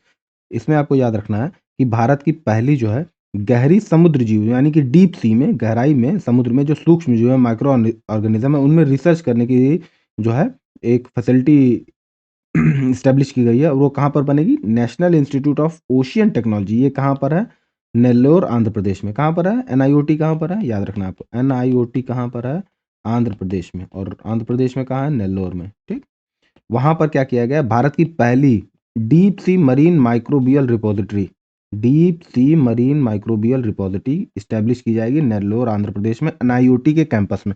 NIOT वो इंस्टीट्यूट है जहां पर हम ओशियन से रिलेटेड जो है रिसर्च करते हैं, ओशियन टेक्नोलॉजी से रिलेटेड। तो वहीं पर ये इस्टेब्लिश की जा रही है, डीप सी में जाकर के माइक्रो ऑर्गेनिज्म को स्टडी करने की वो मिशन है ये। ठीक, बस और कुछ नहीं करना, और कुछ भले 4-5 लाइन लिखा है, अभी मैं पढ़ दूंगा, आपको सुनने में अच्छा लगेगा, सब कुछ है, एग्जाम में आप निकाल कुछ नहीं पाएंगे। ठीक, तो कम से कम न्यूज़ जानिए, कम से कम मेरी जो है जो इंपॉर्टेंट चीज़ है उनको सुनने की कोशिश करिए। बाकी जो मैं कह रहा हूँ उसको आप इग्नोर करते चलिए, क्योंकि मुझे तो पढ़ाना है, सबको समझाना है, लेकिन क्या करना है, आपको रिप्रोड्यूस करना है। एग्जाम में मुझे सिर्फ सुनना नहीं है, एग्जाम में आपको जा करके सिर्फ आपको जो दिमाग में है आपकी चीज़ें उसको निकाल के आंसर सही करने हैं। ठीक, तो आप मिनिमम अपने दिमाग को इन्फॉर्मेशन से फिल करिए, वरना तो इतनी सारी इन्फॉर्मेशन है, 20 घंटे का करंट अफेयर, 35 घंटे का करंट अफेयर पढ़ते रहिए आप। यूट्यूब पे और इंटरनेट पे इन्फॉर्मेशन की भरमार है, आपको देखना है कि कौन सी इन्फॉर्मेशन नहीं लेनी है। सबसे ज़रूरी इस समय ये हो गया, नॉइज़ कैंसिल करना है आपको। ठीक, बिना मतलब की नॉइज़ कैंसिल करना है। ठीक, तो अब चूंकि ये पेपर से न्यूज़ लिया गया है, ये सब जो न्यूज़ हैं पेपर से लिए गए हैं, तो इसमें 2-3 लाइन तो हमें लेनी ही पड़ेगी। पर मैं जो आपको बता रहा हूँ, बस इंपॉर्टेंट चीज़ें ध्यान रखनी है। एनआईओटी में डीप सी, अगर इतना भी आपको याद आ गया कि डीप सी से रिलेटेड कुछ किया जा रहा है और माइक्रोब से रिसर्च अब किया जा रहा है, तो कहाँ पर किया जा रहा है, एनआईओटी। एनआईओटी कहाँ पर है, आंध्र प्रदेश में। आंध्र प्रदेश में कहाँ पर है, नेल्लोर में। ठीक, अगला न्यूज़ क्या है हमारा, अगला न्यूज़ देखते हैं, एक सेकेंड।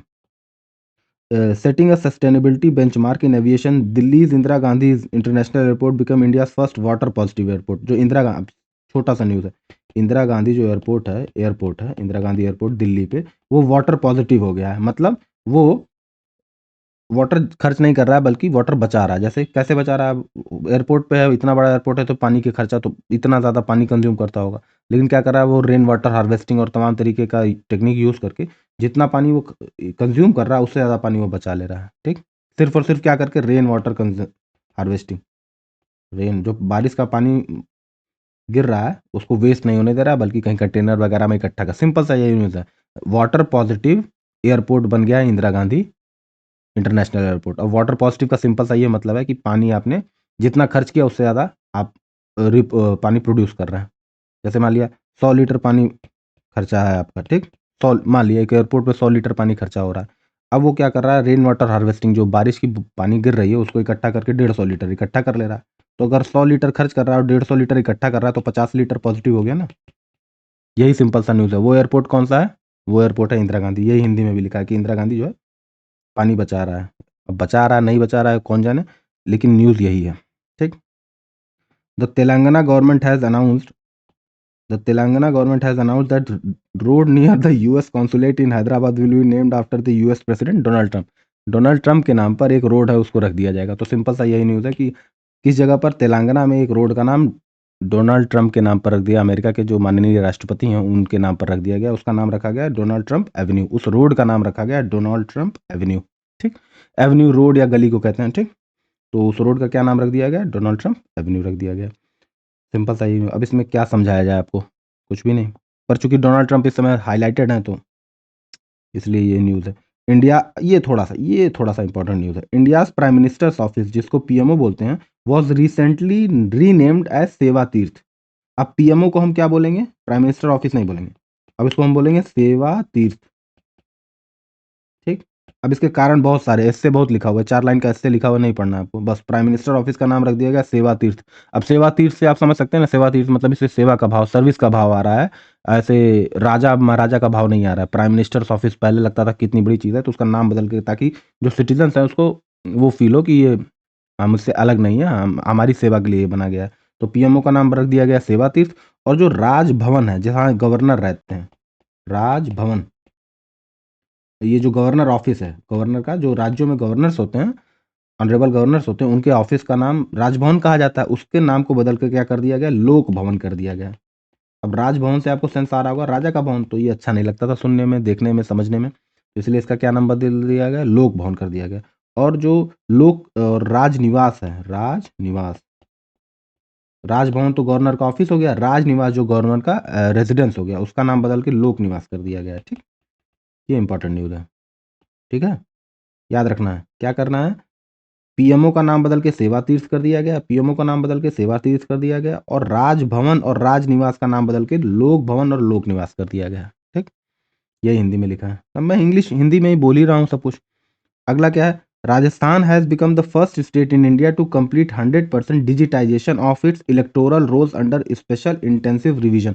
अब एसआईआर का आपने बहुत नाम सुना होगा, बंगाल में हो रहा है, आसाम में हो रहा है, यूपी में भी शुरू हो गया। तो एसआईआर इसी तरीके से क्या हो रहा है, राजस्थान में हो रहा है। एसआईआर में क्या कर रहा है कि स्पेशल इंटेंसिव रिवीजन, जैसे बहुत सारे जो वोटर लिस्ट में फर्जी नाम है और जो लोग जिनकी डेथ हो चुकी है, कहीं और माइग्रेट कर चुके हैं, उनका भी वोटर लिस्ट में जो स्पेस ले रहा है उनको रिमूव किया जा रहा है। तो उसी को बोलना है स्पेशल इंटेंसिव रिवीजन। ऐसा नहीं कि ये पहली बार हो, हर बार होता है, लेकिन इस बार थोड़ी ज़्यादा इंटेंसिव तरीके से हो रहा है, इसीलिए इसका नाम रखा गया स्पेशल इंटेंसिव रिवीजन। और पहले क्या होता था कि ये एक फिक्स टाइम पर होता था, लेकिन इस बार जो है ये अपने टाइम से अलग टाइम पे हो रहा है, इसीलिए इसका नाम स्पेशल है। ठीक। स्पेशल इसलिए होता ज़रूर है, इंटेंसिव रिवीजन होता है। इलेक्टोरल रोल रिवाइज करती है कौन? इलेक्टोरल रोल को रिवाइज करने की जिम्मेदारी किसकी? इलेक्शन कमीशन की। तो इलेक्शन कमीशन जो राजस्थान में है, इसका 100% डिजिटाइजेशन कर दिया गया। पेपर से सारा किस पे कर दिया गया? कंप्यूटर पे कर दिया है। ठीक। सिंपल सा ये न्यूज़ है। और वो पहला राज्य कौन सा है जिसने सारा का सारा 100% कंप्यूटराइजेशन डिजिटाइजेशन कर दिया है? वो है राजस्थान। किस चीज़ का डिजिटाइजेशन किया है? इलेक्टोरल रोल्स का 100% डिजिटाइजेशन कर दिया। इलेक्टोरल रोल्स वो होते हैं जिसमें 18 साल से ऊपर जो लोग होते हैं और वोटर होते हैं उनका नाम लिखा होता है, वही वोटर उसी इलेक्टोरल रोल्स के हेल्प से ही आप वोट देने जाते हैं। अगर इस इलेक्टोरल रोल में आपका नाम नहीं है तो आप वोट नहीं दे सकते हैं। ठीक। अब इस इलेक्टोरल रोल में क्या होता है कि सपोज करते हैं कि एक कॉलोनी में कहीं पर एक जिले में 100 लोग थे और पता चला कि 80 लोग हैं, 20 लोग कहीं और चले गए हैं। अब वहाँ भी वोट दे रहे हैं, यहाँ भी नाम पड़ा हुआ है उनका, तो इन्हीं 20 लोगों के नाम को हटाया काटा छाटा जा रहा है। नाम में जो गलतियाँ हैं उनको इम्प्रूव किया जा रहा है। तो ओवरऑल इलेक्टोरल रोल के करेक्शन को हम बोलते हैं स्पेशल इंटेंसिव रिवीजन। उस एक्सरसाइज को क्या बोल रहे हैं? एसआईआर। ठीक। अगला न्यूज़ क्या है? India hosted 20th UNESCO intangible cultural heritage session at red fort. Red fort पे होस्ट किया इंडिया ने क्या? 20वां 20th UNESCO intangible cultural heritage, ये इंपॉर्टेंट है थोड़ा सा, इसको होस्ट किया। और दीपावली जो है 16वां एलिमेंट बन गया। कल्चरल हेरिटेज का 16वां एलिमेंट क्या है? दीपावली है। तो अभी देखेंगे कि बाकी 15 कौन से हैं, वो भी जरा देख लेते हैं। इंडिया से कल्चरल हेरिटेज में जो है 16वां चीज़ क्या इंक्लूड की गई है? आपने अक्सर नाम सुनते होंगे, दीपावली इंक्लूड कर दिया गया। पता चला कि रामलीला वगैरह और ऐसी जो इंपॉर्टेंट फेमस चीज़ें इंटेंजिबल हैं। एक तो टेंजिबल है, जैसे कोई बिल्डिंग है, कोई पार्क है, ऐसा करके एक लिस्ट होती है यूनेस्को की, ठीक? उसी तरीके से इंटेंजिबल है, जो कि हमारे ज्ञान का और मनोरंजन का और जो जिन चीज़ों को हम छू नहीं सकते हैं, उस टाइप की एक लिस्ट बनाई है, जो कल्चरल हेरिटेज का काम करते हैं दुनिया में। उस तरीके से 16वां जो है इंडिया में एलिमेंट क्या है? दीपावली है, ठीक? भारत ने दिसंबर हिंदी में क्या न्यूज़ है? भारत ने दिसंबर 2025 में नई दिल्ली के लाल किले में यूनेस्को की अमूर्त सांस्कृतिक विरासत, अमूर्त मतलब अमूर्त समझ रहे हैं ना, कि 20वीं सत्र की मेजबानी की, जहां दीपावली को जिसको प्रकाश के त्योहार के रूप में यूनेस्को की इस सूची में शामिल किया गया है। तो उससे पहले 15 जरा देख लेते हैं, ठीक? एक्चुअली जनवरी 2026 लिखा है, पर ये न्यूज़ दिसंबर से ही आपको याद रखना है, दिसंबर 2025 है, ठीक? तो इसमें 16 में से आपको देखने हैं ये। पहला है फेस्टिवल्स एंड रिचुअल्स, दूसरा है परफॉर्मिंग आर्ट्स एंड ट्रेडिशंस और तीसरी लिस्ट है क्राफ्ट। तो 3 लिस्ट में 16 चीज़ें इंक्लूड हैं। तो फेस्टिवल एंड रिचुअल्स में क्या है? कुंभ मेला है, दुर्गा पूजा है, गरबा ऑफ गुजरात है, नवरूज़ है जो पर्शियंस का त्योहार है, पारसी लोगों का त्योहार है।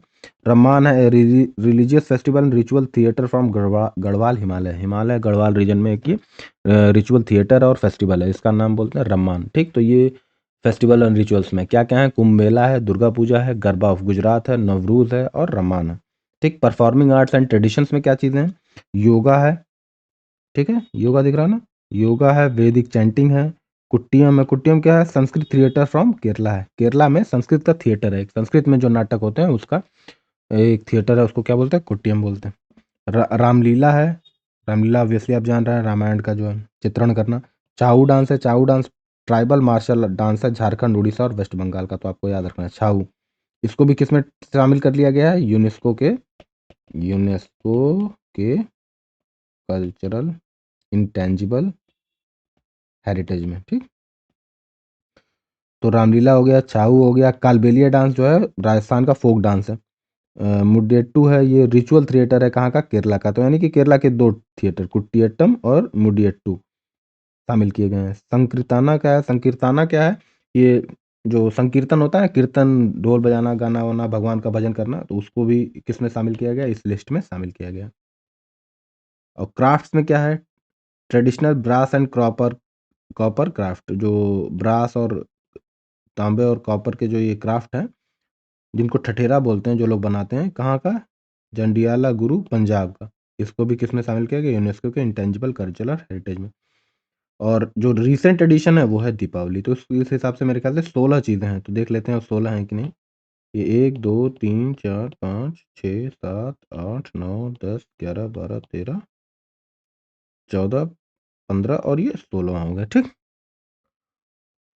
तो याद रखना रीसेंट एडिशन क्या है? दीपावली।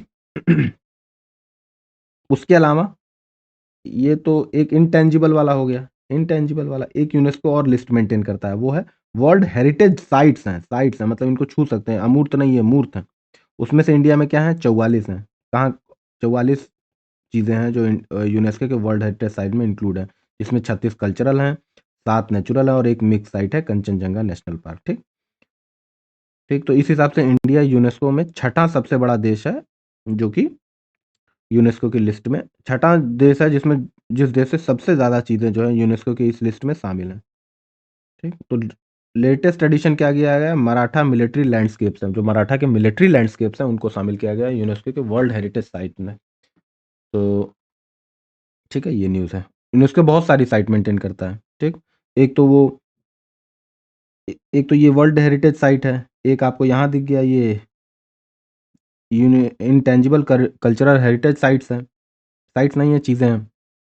और एक और यूनेस्को और मेंटेन करता है बुक्स वगैरह, उनको भी कुछ बोलते हैं, मुझे ध्यान नहीं पड़ रहा, तो वो भी 3-4 चीज़ें यूनेस्को करता है। मेनली ये 2 इम्पोर्टेंट है, वर्ल्ड हेरिटेज साइट और इंटेंजिबल कल्चरल हेरिटेज। तो इन इंटेंजिबल कल्चरल हेरिटेज में 16 हैं और वर्ल्ड हेरिटेज में 44, ठीक?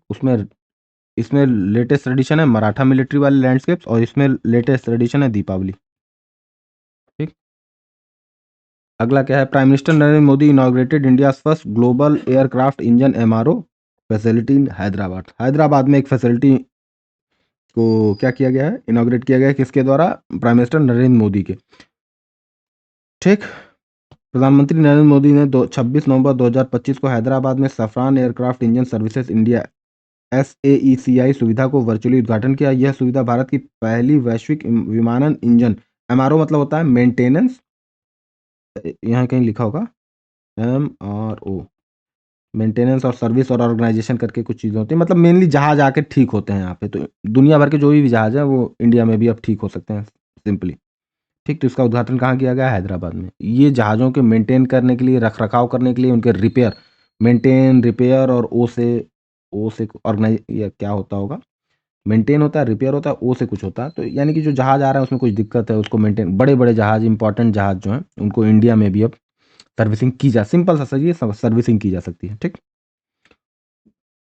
Prime Minister Narendra Modi recently unveiled Asia's tallest bronze statue of Lord Ram, created by renowned sculptor Ram V. Sutar at Shri Samsthan Gokaran परतागली जीवोत्तान मठ इन गोवा। गोवा में, याद रखना है, गोवा में राम जी की 77 फुट ऊंची ब्रॉन्ज की है ना, ये ब्रॉन्ज स्टैचू लॉन्च की गई है। और इसको किसने किया? प्राइम मिनिस्टर नरेंद्र मोदी ने किया। ठीक। अगला न्यूज़ क्या है? अगला न्यूज़ है CBSE has made skill education compulsory for class 6 to 8 in the academic session 2025-26। Simple सा, स्किल एजुकेशन क्या है? 6 से लेके 8 तक के लिए CBSE ने क्या किया? CBSE ने स्किल एजुकेशन मैंडेटरी कर दिया गया है। ठीक, तो सिर्फ किताबी ज्ञान नहीं बल्कि कुछ स्किल भी आपको आए। ठीक है, तो उसको इंक्लूड कर दिया गया है, जिसका नाम है उस इनिशिएटिव का नाम है कौशल बोध। कौशल मतलब होता है, समझ रहा है, स्किल। कौशल बोध के इनिशिएटिव की तरह के इनिशिएटिव लिया गया, और उसमें किसके तहत लिया गया? NEP, national new education policy के तहत इसको लॉन्च किया गया। अब स्किल वगैरह पे भी फोकस किया है, सिर्फ किताबी ज्ञान समझ रहे हैं, रट्टा मारना। लेकिन आपको रट्टा मारना इतना जान लीजिए, बिना रट्टा मारे सरकारी नौकरी नहीं मिलेगी। ठीक, स्किल स्कूल तो आप देख लेंगे बाद में, पहले याद करिए चीज़ें। ठीक। अगला न्यूज़ क्या है? India's first private sector navigation innovation hub, Anant centre of excellence for navigation, was recently inaugurated in Thiruvananthapuram, Kerala, launch by ISRO chairman V Narayan. Private sector का है। ठीक है, प्राइवेट सेक्टर का कहाँ पर, ये सब कहाँ पर होता है? केरल में ही होता है।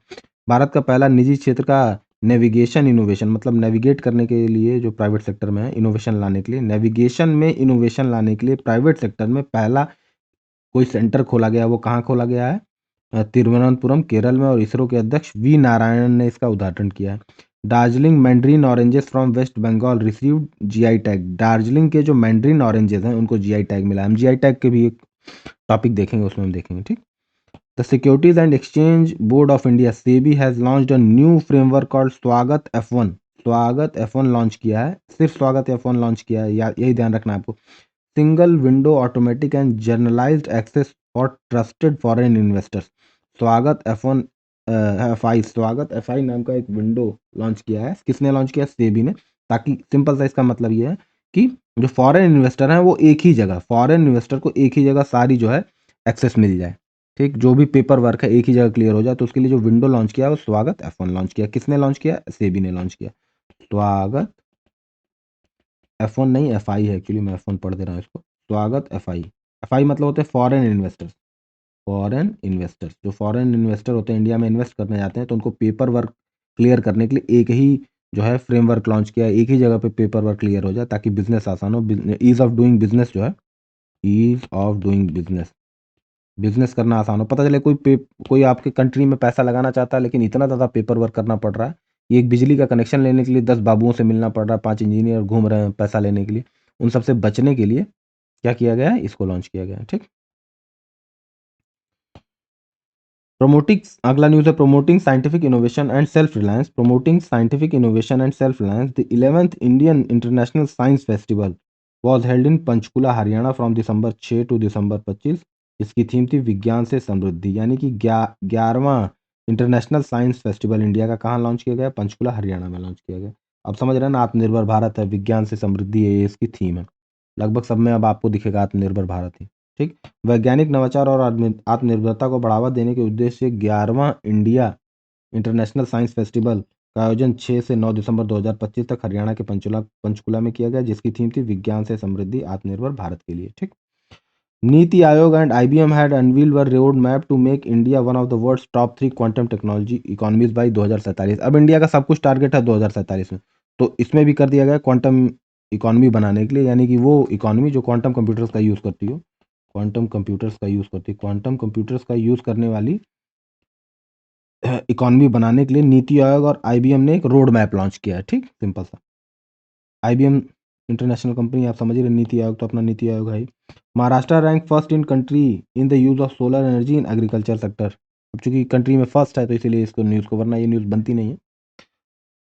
Maharashtra rank first in the country in the use of solar energy in the agriculture field. Agriculture field में सोलर एनर्जी का यूज़ करने में महाराष्ट्र पहले स्थान पर है। ठीक, नीति आयोग और आईबीएम ने मिल करके भारत के लिए एक रोड मैप तैयार किया गया, जिसको 2047 तक भारत को क्वांटम इकोनॉमी बनानी है। ठीक, क्वांटम इकोनॉमी वो इकोनॉमी है जो क्वांटम कंप्यूटर्स का यूज़ करती है। दो तरीके के कंप्यूटर हैं, अभी हम क्लासिकल कंप्यूटर यूज़ कर रहे हैं।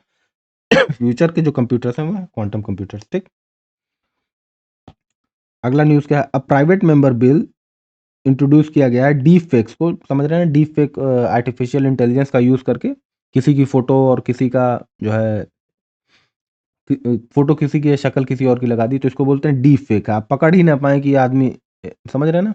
इससे अ, तो ये इसको रोकने के लिए जो एक बिल लाया गया है, डीप फेक्स को रोकने के लिए बिल लाया गया है। प्राइवेट मेंबर बिल है। प्राइवेट मेंबर बिल क्या होता है, इसमें बस यही जानना है आपको। प्राइवेट मेंबर बिल, पार्लियामेंट का वो मेंबर जो कि कोई मिनिस्टर ना हो, उसको बोलते हैं प्राइवेट मेंबर। ठीक, तो एक प्राइवेट मेंबर बिल लाया गया है। किसने लाया है? ये श्रीकांत शिंदे हैं, शिवसेना के एमपी, डीप फेक्स को रोकने के लिए। ठीक, ताकि नकली पिक्चर्स ना बनाई जा सकें, किसी की इमेज को कॉपी पेस्ट या एडिट करके ऐसा बना दिया जाए, खराब पिक्चर है, अश्लील पिक्चर है, इसको रोकने के लिए। मेनली इसका इसीलिए यूज़ होता है, किसी महिला का जो है। ठीक, तो इसको रोकने के लिए प्राइवेट मेंबर बिल लाया गया। अगला न्यूज़ क्या है? इसमें सिर्फ इतना देखना है कि नेशनल हैंडीक्राफ्ट वीक में प्रेसिडेंट द्रौपदी मुर्मू ने नेशनल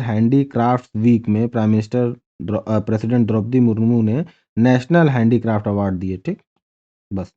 तो उसमें क्या था? जैसे मान लिया, अब सिंपल सा इसमें याद आपको ये रखना है, शिल्प गुरु, अगर शिल्प गुरु आ जाए तो शिल्प मतलब होता है ना क्राफ्ट। शिल्प मतलब क्या होता है? क्राफ्ट। तो शिल्प गुरु अवार्ड दिया 12, 36 नेशनल हैंडीक्राफ्ट अवार्ड दिया और 2 स्पेशल डिज़ाइन अवार्ड दिए। कहाँ पर किसने दिए? द्रौपदी मुर्मू ने दिए। ठीक, और कुछ भी नहीं है। अगला न्यूज़ क्या है? The ministry of tourism is actively promoting pilgrimage tourism through the revamped Prasad scheme, pilgrimage rejuvenation and spiritual augmentation drive. सिर्फ प्रसाद थोड़ा सा आपको याद रखना, प्रसाद क्या चीज़ है? प्रसाद, प्रसाद एक परियोजना है जिससे कि पिलग्रिमेज रिजुविनेशन किया जा सके, जो कि मतलब टूरिस्ट को अट्रैक्ट किया जा सके ऐसी जगहों पे जो रिलीजियस टूरिज्म को बढ़ावा, मंदिर मस्जिद वगैरह पे बढ़ाने के लिए जो है ये स्कीम लॉन्च की गई है। और उसके साथ एक और स्कीम है स्वदेश दर्शन। इन दोनों को मिक्स करके, समझ रहे हैं ना, क्या कर रही है सरकार? बढ़ावा देने की कोशिश कर रही है टूरिज्म को। ठीक, रिलीजियस सेक्टर में टूरिज्म को, बहुत कुछ लिखा हुआ है, लेकिन रिलीजियस सेक्टर में टूरिज्म को बढ़ावा देने के लिए 2 स्कीम लाई गई हैं, प्रसाद और स्वदेश दर्शन। ठीक, इसी में 2.0 है, इसी में 1.0 है, थोड़ा बहुत अंतर करके सरकार, समझ रहा है, हर बार लॉन्च करती रहती है। अब इसके टेक्निकल डिटेल नहीं कि 20 पॉइंट है और 20 पॉइंट स्वदेश दर्शन में 20 पॉइंट क्या है, पढ़ने जा रहे हैं। इंटरनेट खोलेंगे ना तो अब सब कुछ मिल जाएगा, और पढ़ते रहेंगे तो लगेगा सर ये क्यों नहीं बताया, सर वो क्यों नहीं बताया, सर पूरा डिटेल क्यों नहीं बताया। सर तो बता देंगे, सर भी देख के ही पढ़ा रहे हैं, मैं तो कहीं सामने लिखा हुआ है मैं पढ़ रहा हूँ। आज मैं ये जान रहा हूँ, कल आपने मुझे सुन लिया, कल आप भी जानने लगेंगे। ये न्यूज़ देखने के, ये पूरा वीडियो देखने के बाद से आपको जो करंट अफेयर मैंने पढ़ाया है उतनी जानकारी होगी जितनी मुझे है, क्योंकि कुछ दिमाग नहीं लगाना है। मैं भी अखबार लिया, इंटरनेट लिया, कॉपी पेस्ट किया और आपके लिए लेकर चला आया, और कुछ नहीं, कुछ भी दिमाग नहीं, कोई इंटेलेक्चुअल काम नहीं कर रहा है, रट्टा मार रहे हैं किसी तरीके से, समझ रहे हैं ना? कठिन काम कुछ भी नहीं है, बस नाम सुन लेना है बस। प्रसाद स्कीम क्या है, स्वदेश दर्शन स्कीम क्या है, बस इतना आइडिया लगा लिया कि भैया प्रसाद और स्वदेश दर्शन स्कीम जो है रिलीजियस पिलग्रिमेज, मतलब जो वो धार्मिक स्थानों पे टूरिज्म को बढ़ावा देने के लिए स्कीम है। अब पता चले प्रसाद स्कीम आए, प्रसाद स्कीम किससे रिलेटेड है, तो आप कह दिए क्वांटम कंप्यूटर तो बनाने से रिलेटेड है, तो ये गड़बड़ हो जाएगा ना। इतना आपको आइडिया रहे, प्रसाद स्कीम जो है रिलीजियस टूरिज्म को बढ़ावा देने के लिए, तो ऑप्शन से आप गेस वर्क कर लेंगे। ठीक, अब स्वदेश दर्शन से तो आपको ऐसा ही लग रहा है कि स्वदेश दर्शन में कुछ ऐसी चीज, अब स्वदेश दर्शन में आपको क्लब में तो घुमाएंगे नहीं। ठीक, तो ऐसी जगहों पे टूरिज्म को बढ़ावा देने के लिए स्कीम लॉन्च की गई है। ठीक, अब पढ़ते रहिए इसमें क्या लिखा है, मैं खुद ही नहीं जान रहा हूँ क्या लिखा है। India has open the world, मेरे कहने का मतलब, बहुत मैं कैजुअल नहीं ले रहा हूँ, मेरे कहने का मतलब ये है कि फालतू मत पढ़िए, ठीक है ना? कोई आप वैज्ञानिक बनने नहीं जा रहे हैं। बड़ा ही एक आप बाबू टाइप की नौकरी करने जा रहे हैं, बढ़िया नौकरी है, ज़िंदगी भर की सिक्योरिटी है आपको, काम चाहे जितना खराब कीजिए आप हटाए नहीं जाएँगे। तो ऐसी मौज की नौकरी भारत सरकार में आपको मिलने जा रही है, राज्य सरकार में आपको मिलने जा रही है।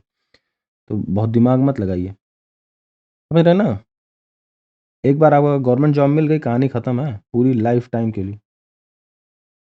ठीक? अगला क्या है? India has opened the world's highest war memorial in Galwan valley of Ladakh which was inaugurated by defence minister Rajnath Singh. अब गलवान वैली में क्या किया है डिफेंस मिनिस्टर राजनाथ सिंह ने वॉर मेमोरियल एस्टेब्लिश किया है। वॉर मेमोरियल क्या होता है कि जो लोग, जो जवान, जो सेना में, आर्मी में लोग हैं, शहीद हुए, नेवी में या एयर में, उनको याद करने के लिए एक मेमोरियल टाइप का, एक म्यूज़ियम टाइप का, जो भी आप कह सकते हैं, जिसमें उसका नाम, जिनमें उन लोगों का नाम हो, जिन्होंने देश के लिए जो है कुर्बानी दी है, उस तरीके का मेमोरियल एस्टेब्लिश किया है। ये इसकी खास बात क्या है कि ये सबसे ज़्यादा ऊँचाई पर एस्टेब्लिश वॉर मेमोरियल है, ठीक? सबसे ज़्यादा ऊँचाई पर एस्टेब्लिश वॉर मेमोरियल है, जिसका उद्घाटन डिफेंस मिनिस्टर राजनाथ सिंह ने गलवान वैली लद्दाख में किया, इतना याद रखना।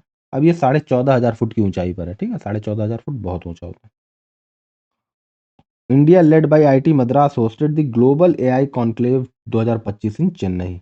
आईआईटी मद्रास के द्वारा इंडिया ने क्या किया है कि ग्लोबल एआई कॉन्क्लेव, एआई के, समझ रहे हैं, एआई इस समय बज़वर्ड है, तो इस समय एआई सब लोग बोल रहे हैं, सबके मुँह पे एआई, एआई सुनाई दे रहा है आपको, ठीक? तो इसलिए ये कॉन्क्लेव कहाँ पर, ये इम्पोर्टेंट हो जाता है, और ये ग्लोबल एआई कॉन्क्लेव हुआ कहाँ था? चेन्नई में हुआ था, ठीक? अब अभी तो आपने पढ़ लिया चेन्नई है, ठीक? ध्यान से सुनिए, अभी आपने पढ़ लिया चेन्नई है, लिख लिया कॉपी पे चेन्नई है, दूसरी कॉपी में लिख लिया चेन्नई है। लेकिन अगर 3 महीने बाद एग्ज़ाम हो रहा है और फिर आप पढ़ने गए तो वहाँ लिख दिया बेंगलुरु है, चेन्नई है, अब आप कन्फ्यूज़ हो जाएँगे कि आपको लगेगा यार बेंगलुरु में भी तो एआई कॉन्क्लेव हो ही सकता है ना। तो समझ रहे, इन सब न्यूज़ का कोई लॉजिक नहीं है, कोई ट्रिक नहीं है, मतलब कि कोई लॉजिकल वो नहीं है कि कहाँ पर, आपको बस याद करके जाना है और वहाँ याद आ गया तो ठीक है। ठीक? The supreme court has directed 30% reservation for women in state bar council. State bar council में सुप्रीम कोर्ट ने कहा है कि 30% रिजर्वेशन किसको मिलेगा? वुमेन्स को मिलेगा, ठीक? बस याद रखना 30% रिजर्वेशन। अब बार काउंसिल क्या होता है ये सब कुछ नहीं पढ़ने की जरूरत है। The world second largest khadi national flag was unveiled इन बेलगावी कर्नाटका। दुनिया का सबसे second largest khadi national flag कहाँ पे अनवील्ड इन बेलगावी कर्नाटका में अनवील किया? सेकंड लार्जेस्ट है, कहाँ पर? बेलगावी कर्नाटका में। तो फर्स्ट कहाँ पर लॉन्च होस्ट किया गया था, फहराया गया था ये झंडा? लेह में फहराया गया था 2021 में। ये सेकंड लार्जेस्ट है, तो सेकंड लार्जेस्ट तो नहीं पूछेगा लेकिन फर्स्ट पूछ सकता है। तो अब आप कहेंगे 2021 का न्यूज़ पूछ लिया, लेकिन रिलेटेड है इससे, क्योंकि इस साल सेकंड लार्जेस्ट अनवील हुआ है, तो फर्स्ट लार्जेस्ट पूछ सकता है। Bihar tourism art and cultural minister Arun Shankar Prasad announce that the Harihar Nath temple in Sonpur will be developed along the lines of Kashi Vishwanath corridor.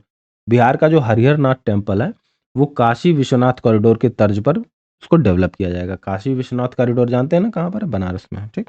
पर्यटन को बढ़ावा देने के लिए। इंडियाज इसरो, भारत के इसरो ने लॉन्च की है हैवीएस्ट कम्युनिकेशन सैटेलाइट 44,000 किलो की, जिसका नाम है CMS-03 from Sriharikota using the LVM M3 M5 rocket, जिसका नाम है बाहुबली। ये थोड़ा सा इंपॉर्टेंट है। LVM-3 M5 रॉकेट इंडिया का पावरफुल रॉकेट है जिसका नाम है बाहुबली, ठीक? और सबसे हैवी सैटेलाइट, रॉकेट और सैटेलाइट में समझ रहे हैं ना, रॉकेट, रॉकेट वो डिवाइस होता है जो सैटेलाइट को ऊपर लेके जाता है, ठीक? तो रॉकेट कौन सा है? LVM-M3 M5 रॉकेट है, जिसका नाम, कॉमन नेम क्या है? बाहुबली है। अब ये क्या करेगा? उसको ऊपर लेकर जाएगा और ये अर्थ के ऑर्बिट में सैटेलाइट को छोड़ देगा और ये सैटेलाइट चक्कर लगाएगी। तो इस सैटेलाइट का वजन है 44,000 किलो। ये इंडिया की अब तक की सबसे हैवी सैटेलाइट है। तो रॉकेट सैटेलाइट में अंतर समझ रहे हैं ना आप? सैटेलाइट वो होती है जो चक्कर लगाती है और रॉकेट वो होती है जो सैटेलाइट को अर्थ के ऑर्बिट में स्टैब्लिश करता है। Open AI launch its first cultural benchmark India QA, IND QA to evaluate the understandings of AI models in Indian languages and cultural context. India के कॉन्टेक्स्ट में, इंडिया के लैंग्वेज के, India के culture के context में open AI ने पहला एक वो लॉन्च किया जिसका नाम है IND QA, ठीक? बस ये याद रखना, IND QA। अब असली चीज तो ये है कि ये इसकी जो इंजीनियरिंग असली चीज है, लेकिन आप पढ़ रहे हैं इसका जीके, समझ रहे हैं ना? तो बस इसका रट्टा मारिए, समझने की कोशिश नहीं करिए। इंड क्यूए किसने लॉन्च किया? Open AI. रट्टा इन सेंस बार बार, रट्टा का मतलब ये नहीं कि हाथ रख के भैया पूरा पढ़े जा रहे हैं, नहीं ऐसे नहीं होगा, सुनते रहिए, याद आ गया तो ठीक है। In October 2025, researchers at Indian Institute of Technology, Maharashtra announced a major milestone by successfully demonstrating India's first vertical takeoff landing technology using a hybrid rocket thruster for controlled soft landing. This breakthrough addresses the mechanical complexity and infrastructure dependencies on traditional flight system. देखिए क्या किया India ने, कोई जहाज है, कोई fighter plane है, उसको दौड़ने के लिए इतनी जगह चाहिए तब वो उड़ेगा। इंडिया ने पहली बार क्या किया कि ये फाइटर जेट है यहाँ पर, इसको वर्टिकल लैंडिंग सीधा यहीं खड़े खड़े, जैसे हेलीकॉप्टर उड़ता है वैसे ही हम फाइटर जेट को भी उड़ाने की टेक्निक डेवलप की है। ये हॉरिजॉन्टल टेक ऑफ है, ठीक, हॉरिजॉन्टल ऐसे क्षैतिज टेक ऑफ है, ये ऐसे ऐसे रोड के पैरेलल घूम रहा है और थोड़ी दूर बाद ये टेक ऑफ करके। लेकिन इंडिया ने क्या किया, वर्टिकल टेक ऑफ। हेलीकॉप्टर ऐसे, हेलीकॉप्टर देखते हैं ना आप, सीधा उड़ जाता है, दौड़ने की जरूरत नहीं पड़ती, रनवे नहीं चाहिए होता। तो कहीं कहीं पे ऐसी टेक्नोलॉजीज काम करती हैं, जैसे मान लीजिए फाइटर जेट कहीं पे ऐसी जगह लैंड करना जहाँ रनवे है ही नहीं, तो वर्टिकल टेक ऑफ वहाँ बहुत काम का चीज़ बन जाता है। तो इंडिया ने पहला वर्टिकल टेक ऑफ का डिमॉन्स्ट्रेशन किया, बनाया नहीं, सिर्फ डिमॉन्स्ट्रेट किया है कि हम भी बना सकते हैं, लैब में बनाया है। और वो किस इंस्टीट्यूट के लैब में, Indian institute of technology Madras, ठीक। फिर से वही 99 रुपीज़ का कोर्स मैं बेच रहा हूँ आपको।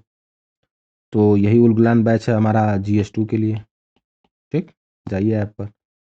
और नींव है, मंथन है, ठीक, ये हो गया आपका आज से, ये आज नेशनल, ये जो हमने बताया ना नेशनल इवेंट, ठीक, 2025-26, इसका एक और वीडियो बस आएगा, कहानी खत्म। आपको दिख रहा होगा क्या ही इसमें न्यूज़ है बस, लेकिन सच में आप मानेंगे तो आप न्यूज़ बना, आप कहेंगे सर ने क्या ही पढ़ाया, लेकिन आप मानेंगे नहीं, अगर आप न्यूज़ बनाते जाओ तो मैं इसको, इसी को 25 घंटे में, 30 आवर्स का सिर्फ यही वीडियो बनेगा, 30 घंटे का। इतनी सारी न्यूज़ हैं, इतनी सारी फालतू न्यूज़ हैं, सब नहीं पढ़ना। मुझे जो इम्पोर्टेंट लगा वो मैंने दे दिया। अब आपको अगर इम्पोर्टेंट लग रहा है कि ये इसमें से आ सकता है तो ही आप पढ़िए, वरना कोई बाध्यता नहीं है, यूट्यूब पे सब कुछ है आपके पास है, ठीक है। तो इसी के साथ, इसी बिना किसी बाध्यता के, यहाँ पे मैं कुछ नहीं फोर्स कर रहा हूँ कि मेरा ही पढ़ाया हुआ आएगा, ऐसा कुछ भी नहीं, कोई ये क्लेम नहीं कर सकता। जो ये क्लेम करे ना वो एकदम गधा है। गधा तो नहीं कहना चाहिए, सभी लोग टीचर हैं, पर आप बिल्कुल क्लेम नहीं कर सकते। मैं बता रहा हूँ, जहाँ मैं आपको बता रहा हूँ on an average 72,000 current affairs के न्यूज़ जनरेट होते हैं, वहाँ पे आप कैसे क्लेम कर सकते हैं कि मेरे में से आएगा। या तो 72,000 पढ़ाइए, 72,000 पढ़ के याद तो कर नहीं पाएंगे आप, सर तो पढ़ा देंगे, आपके मास्टर तो पढ़ा देंगे, लेकिन आप याद कर पाएंगे, रिकॉल कर पाएंगे नहीं ना। देखिए यहाँ आपका काम है कि मिनिमम पढ़ाई में, करंट अफेयर ऐसा है कि थोड़ा सा ट्रिकी है, 10 से 12 क्वेश्चन करने हैं आपको, तो इतना नहीं पढ़ना है जितना मैं बता रहा हूँ। अगर बिलीफ है तो ठीक है, 1 घंटे का और वीडियो लगेगा जिसमें नेशनल इवेंट के न्यूज़ और ख़त्म हो जाएंगे, ठीक। तो इसी के साथ 14 JPSC के लिए आप तैयारी शुरू करिए, अभी से शुरू करेंगे तो ज़्यादा बेटर रहेगा। आप नोटिफिकेशन आने का इंतजार मत करिए कि पेपर टलेगा, क्या होगा, पेपर होगा 8 मार्च को, एक बार नोटिफिकेशन आ गया तो फिर कहानी, खेल ख़त्म है आपका, फिर खेल ख़त्म है ना। मेरा मीम देखते हैं ना। चलिए फिर इसी के साथ बंद करते हैं आज का video. Okay, thank you, have a good day.